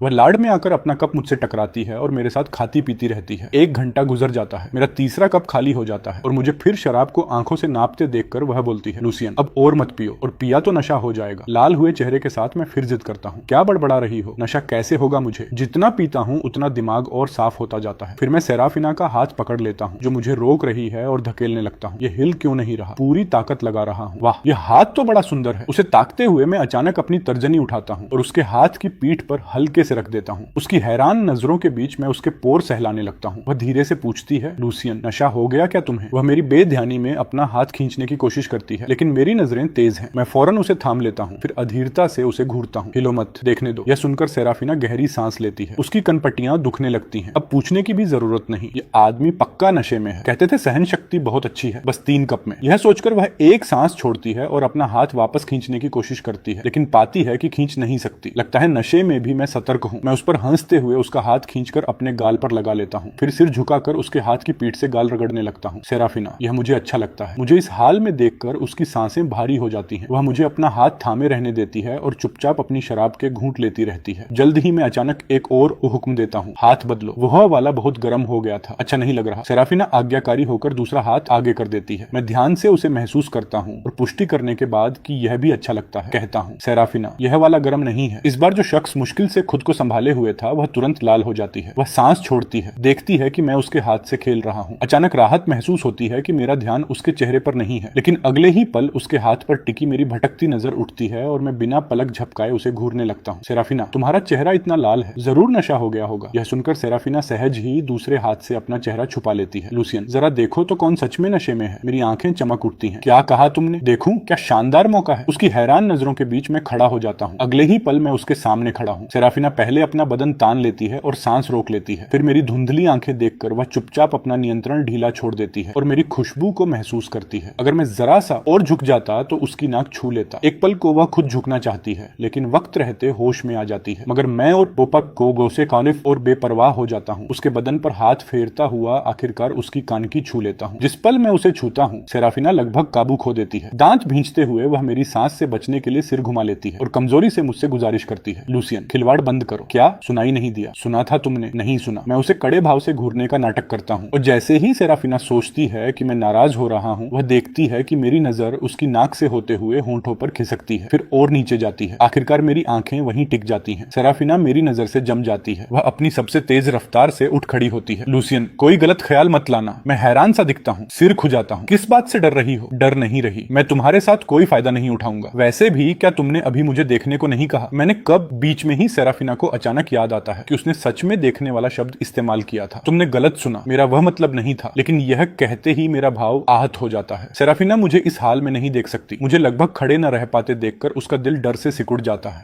है। कुछ देर बाद वह झुक जाती है और मेरे पास आ जाती है। ठीक है, छू लो, लेकिन कुछ जगहें सीमा से बाहर हैं। उसकी गलती, नशे में धुत इंसान से क्यों बहस करे? मुझे मान जाते देखकर मैं संतोष से उसके कंधे पर थपकी देता हूँ। सेराफिना, मुझे नींद आ रही है। यह सुनकर सेराफिना वहीं जम जाती है। नींद? कैसे सोना है? चेहरा धोना, दांत साफ करना, बिस्तर पर लेटना, आंखें बंद करना और सो जाना। कुछ देर बाद सेराफिना मेरे पीछे पीछे ऊपर जाती है, सीधे गेस्ट बेडरूम में। जब वह पहुंचती है तो देखती है कि मैं हाथ में एक नया टूथब्रश लिए उसे मुस्कुराते हुए देख रहा हूँ। फिर मैं तौलिए और नहाने के तौलिए निकालता हूँ, उसे एक एक करके थमाता हूँ, संतुष्ट होकर चला जाता हूँ। सेराफिना बंद पैकेट की चीजें बाहों में थामे खड़ी है, अपनी भावनाएं बयान नहीं कर पा रही। ये सोचते हुए सेराफिना को अचानक लगता है कि शायद वह पूरी जिंदगी मेरे लिए पूरी तरह गिरती ही जाएगी। बाहर से मेरी आवाज फिर आती है। वह जल्दी से बाहर आती है और देखती है कि मैं पहले से टूथपेस्ट मुंह में भरे दांत साफ कर रहा हूँ। मैं सिर टेढ़ा करके उसे शुभरात्रि कहता हूँ। लूसियन, शुभरात्रि। कुछ मिनट बाद सेराफिना मेरे बिस्तर के पास खड़ी है, देख रही है कि मैं रजाई में लिपटा गहरी नींद में सोया हुआ। वह हाथ उठाकर मेरे बेडरूम की लाइट बंद करती है और चली जाती है। लेकिन सेराफिना घर नहीं जाती। वह मेरे कमरे से सटे गेस्ट रूम में लेट जाती है, दोनों दरवाजे खुले रखती है। उसे पता है कि नशे में लोग रात को उल्टी में दम घुटने से परेशान हो सकते हैं और उसे मेरी चिंता है। शुक्र है कि मैं रात भर चैन से सोता रहता हूँ। वह किसी से खिचड़ी और हैंगओवर का सूप मंगवाती है, मेज मेज पर रखती है, मेरे लिए एक मैसेज छोड़ती है, फिर दफ्तर चली जाती है। दोपहर को मेरी आंख प्यास से खुलती है, झुकी हुई आंखों के साथ नीचे आता हूँ, रसोई से पानी लेता हूँ और तभी मेज पर रखे 2 इंसुलेटेड डिब्बे नजर आते हैं। माथे पर बल पड़ते हैं। हैरान होता हूँ, सोचता हूँ यह क्या है। पास जाकर जांच करता हूँ कि कहीं बम तो नहीं है। तभी ढक्कन उठाता हूँ और बेहद खुशबूदार खिचड़ी पाता हूँ। सहज ही इधर उधर नजर दौड़ाता हूँ। याद आता है कि सेराफिना और मैंने कल रात साथ खाना खाया था। और फिर जैसे जैसे मैं याद करने की कोशिश करता हूँ, कल रात के दृश्य एक एक करके जहन में कौंधने लगते हैं। जब मुझे एहसास होता है कि मैंने कल सेराफिना के साथ क्या किया, मैं वहीं जम जाता हूँ। वह मैं था, वह बेशर्म इंसान जो उसका फायदा उठा रहा था। सच में मैं सोफे पर पसर जाता हूँ और बदन को उस पर उछलने देता हूँ। लगता है अब सब खत्म हो गया। मेरा सेराफिना के साथ छेड़खानी करना इस हद तक पहुंच गया है कि मेरा अवचेतन मन भी वैसा ही करने लगा है। अब आगे उसके सामने कैसे जाऊंगा? अगर मैं नाटक करूं कि कुछ याद नहीं, क्या सेराफिना मान लेगी? इसी सोच में डूबा हूं कि अचानक डोरबेल बजती है। जीने की कोई इच्छा न बची हो, इस भाव के साथ खुद को सोफे से घसीटकर उठाता हूं और दरवाजे की तरफ तैरते हुए जाता हूं। कुछ सेकंड बाद जब बाहर सेराफिना को खड़े देखता हूं, मैं बिना सोचे समझे दरवाजा बंद कर देता हूं। जब होश आता है कि यह मैंने क्या किया, चेहरे का रंग उड़ जाता है। इस हरकत का साफ मतलब है कि मुझे कल का सब कुछ याद है। दरवाजे के पार उसकी हंसी सुनाई देती है। एक गहरी सांस लेता हूँ, किस्मत को स्वीकार करता हूँ और दरवाजा फिर खोल देता हूँ। मुझे पता है कल रात में हद से आगे निकल गया। चाहो तो डांटो मुझे। सिर झुकाकर माफी मांगता हूँ, फिर आंखें बंद करके थप्पड़ का इंतजार करता हूँ। लेकिन जिस थप्पड़ की मैंने कल्पना की थी वह नहीं आता। उसकी जगह एक गर्म हाथ मेरे सिर पर फेरा जाता है। मुझे हैरानी से आंखें खोलते देखकर सेराफिना के होंठों पर मुस्कान आ जाती है और वह पलटकर पूछती है, तुम हद से कैसे निकले? और यह तुम्हें कैसे पता कि मुझे वह नहीं चाहिए था? मेरे कुछ समझने से पहले ही सेराफिना का चेहरा मेरे सामने बड़ा होने लगता है। लूसियन, क्या तुम जानते हो कल रात जब तुम इतने पास थे तो मैं क्या करना चाहती थी? मुझे नहीं पता क्यों, लेकिन उसका यह पूछने के बाद मेरी नजर उसके होंठों पर जा टिकती है। मुझे नहीं पता सेराफिना क्या करना चाहती थी, लेकिन मुझे पता है मैं क्या चाहता हूँ। जैसे मेरे ख्यालों को भांपते हुए वह एडियाम वापस जमीन पर टिका लेती है और मेरे पास से गुजरते हुए वह बस एक पंक्ति छोड़ जाती है, मैं भी वही सोच रही हूँ जो तुम सोच रहे हो। यह सुनकर मेरे चेहरे पर सवाल या निशानों की भरमार हो जाती है। मैं जल्दी से उसके पीछे भागता हूँ। मेरा क्या ख्याल, तुम्हारा क्या ख्याल? रुको, उसे कैसे पता चला कि मैं अभी क्या सोच रहा था? लेकिन सेराफिना जवाब नहीं देती। उसकी नजर मेज पर रखे अनछुए हैंगओवर सूप और खिचड़ी पर जाती है। अभी अभी उठे हो, मैं और पूछना चाहता हूँ, लेकिन दूसरे ही पल सोचता हूँ कि यह मुझे बहुत उतावला दिखाएगा, तो मैं खुद को रोकता हूँ और बस एक ठंडा सा हूँ कहता हूँ। देखता हूँ कि सेराफिना पहले ही रसोई से कटोरे निकाल रही है, खिचड़ी और हैंगओवर सूप परोस रही है और मुझे एहसास होता है कि वह यह सब बड़ी सहजता से करती है। मुझे तुरंत उठने पर साफ खाने की मेज याद आती है और फौरन अपराध बोध होता है। मत कहो कि कल रात तुमने पूरा डाइनिंग रूम भी साफ किया। हाँ, जाते जाते कर दिया। आओ खाओ, जल्दी करो। वह सब कुछ करती है और सोचती भी है, लेकिन वह मेरा पीछा नहीं कर रही। वह एक बच्चे की माँ की तरह पाल रही है मुझे, है ना? देखता हूँ कि सेराफिना पहले ही कुर्सी खींच चुकी है, तो मैं आकर बैठ जाता हूँ और मुलायम मलाईदार खिचड़ी का एक घूंट लेता हूँ। सेराफिना जो अभी फोन निकाल रही थी, मुझ पर एक नजर डालती है। तुम खा नहीं रही? मैं दफ्तर की कैंटीन में खा लाई। तो अगर खा आई थी तो यहाँ क्यों आई? बीच में ही मुझे समझ आता है कि मैं क्या कह रहा हूँ और मैं वक्त रहते मुंह बंद कर लेता हूँ। लेकिन सेराफिना यह सुनहरा मौका जाने नहीं देती। मैं देखने आई थी कि हमारे राजकुमार की आंख खुली या नहीं, बस ज्यादा कुछ काम नहीं था तो थोड़ी आलसी हो गई। ऐसा नहीं है कि मैं रोज दोपहर तक सोता हूँ। मेरी प्रतिक्रिया देखकर सेराफिना खुद को हंसने से नहीं रोक पाती। उसे लगता है कि भले ही मैं कुछ न करूं, बस मुझे देखने से उसका मन बेकाबू होकर खिल जाता है। सेराफिना की हंसी थोड़ी जोरदार हो जाती है तो मैं नाराजगी से उसे एक नजर देता हूँ, फिर जल्दी जल्दी खाना खत्म करता हूँ। जैसे ही मैं खाना खत्म करता हूँ, देखता हूँ कि सेराफिना उठकर सफाई करने वाली है। अरे नहीं नहीं नहीं, मैं बेकार नहीं हूँ, मैं करूंगा। मेहमान का काम करना कहाँ की बात है। इतना कहकर मैं डिब्बे और कटोरे रसोई ले जाता हूँ, आस्तीनें चढ़ाता हूँ और धोने लगता हूँ। आंख के कोने से देखता हूँ कि सेराफिना न जाने कब मेरे पीछे आ गई। रसोई के दरवाजे पर खड़ी मुझे देख रही है। मुझे थोड़ी अजीब सी हालत होती है। क्या तुम्हें भरोसा नहीं कि मैं काम कर सकता हूँ? नहीं। तो फिर मुझे क्यों घूर रही हो? बोर हो रही थी। अच्छा, कब से मिस सिनेक्लेयर ने चैट गर्ल का पेशा अपना लिया? तनख्वाह अच्छी है। सेराफिना बुरा नहीं मानती। वह सोचने वाले भाव से खेल में शामिल भी हो जाती है। मुझे कटोरे स्टेरलाइजर में रखते और मुड़कर डिब्बे उठाते देखकर वह आखिरकार जवाब देती है, कुछ खास अच्छी नहीं। फिर मुझे एक टिश्यू थमाती है। असल में ग्राहक को खुश रखना होता है ना मिस्टर स्टर्लिंग? हाथ से पानी पोंछते हुए मैं बेपरवाही से बोलता हूँ। मुझे लगता है तुम बस ठीक ठाक हो। बस ठीक ठाक? ठीक ठाक ही क्यों? मिस्टर स्टर्लिंग बताइए मुझ में कहाँ कमी है? मेरे सामने खड़ी इस औरत के नैन नक्श बिल्कुल सही है। मेरी आंखें चमकती हैं। फिर मैं जल्दी से शांत दिखने का नाटक करता हूँ। तुम बहुत संकोची हो, एक चैट गर्ल को ज्यादा। समझे ना? समझे ना? वह क्या होता है? मुझे समझ नहीं आया।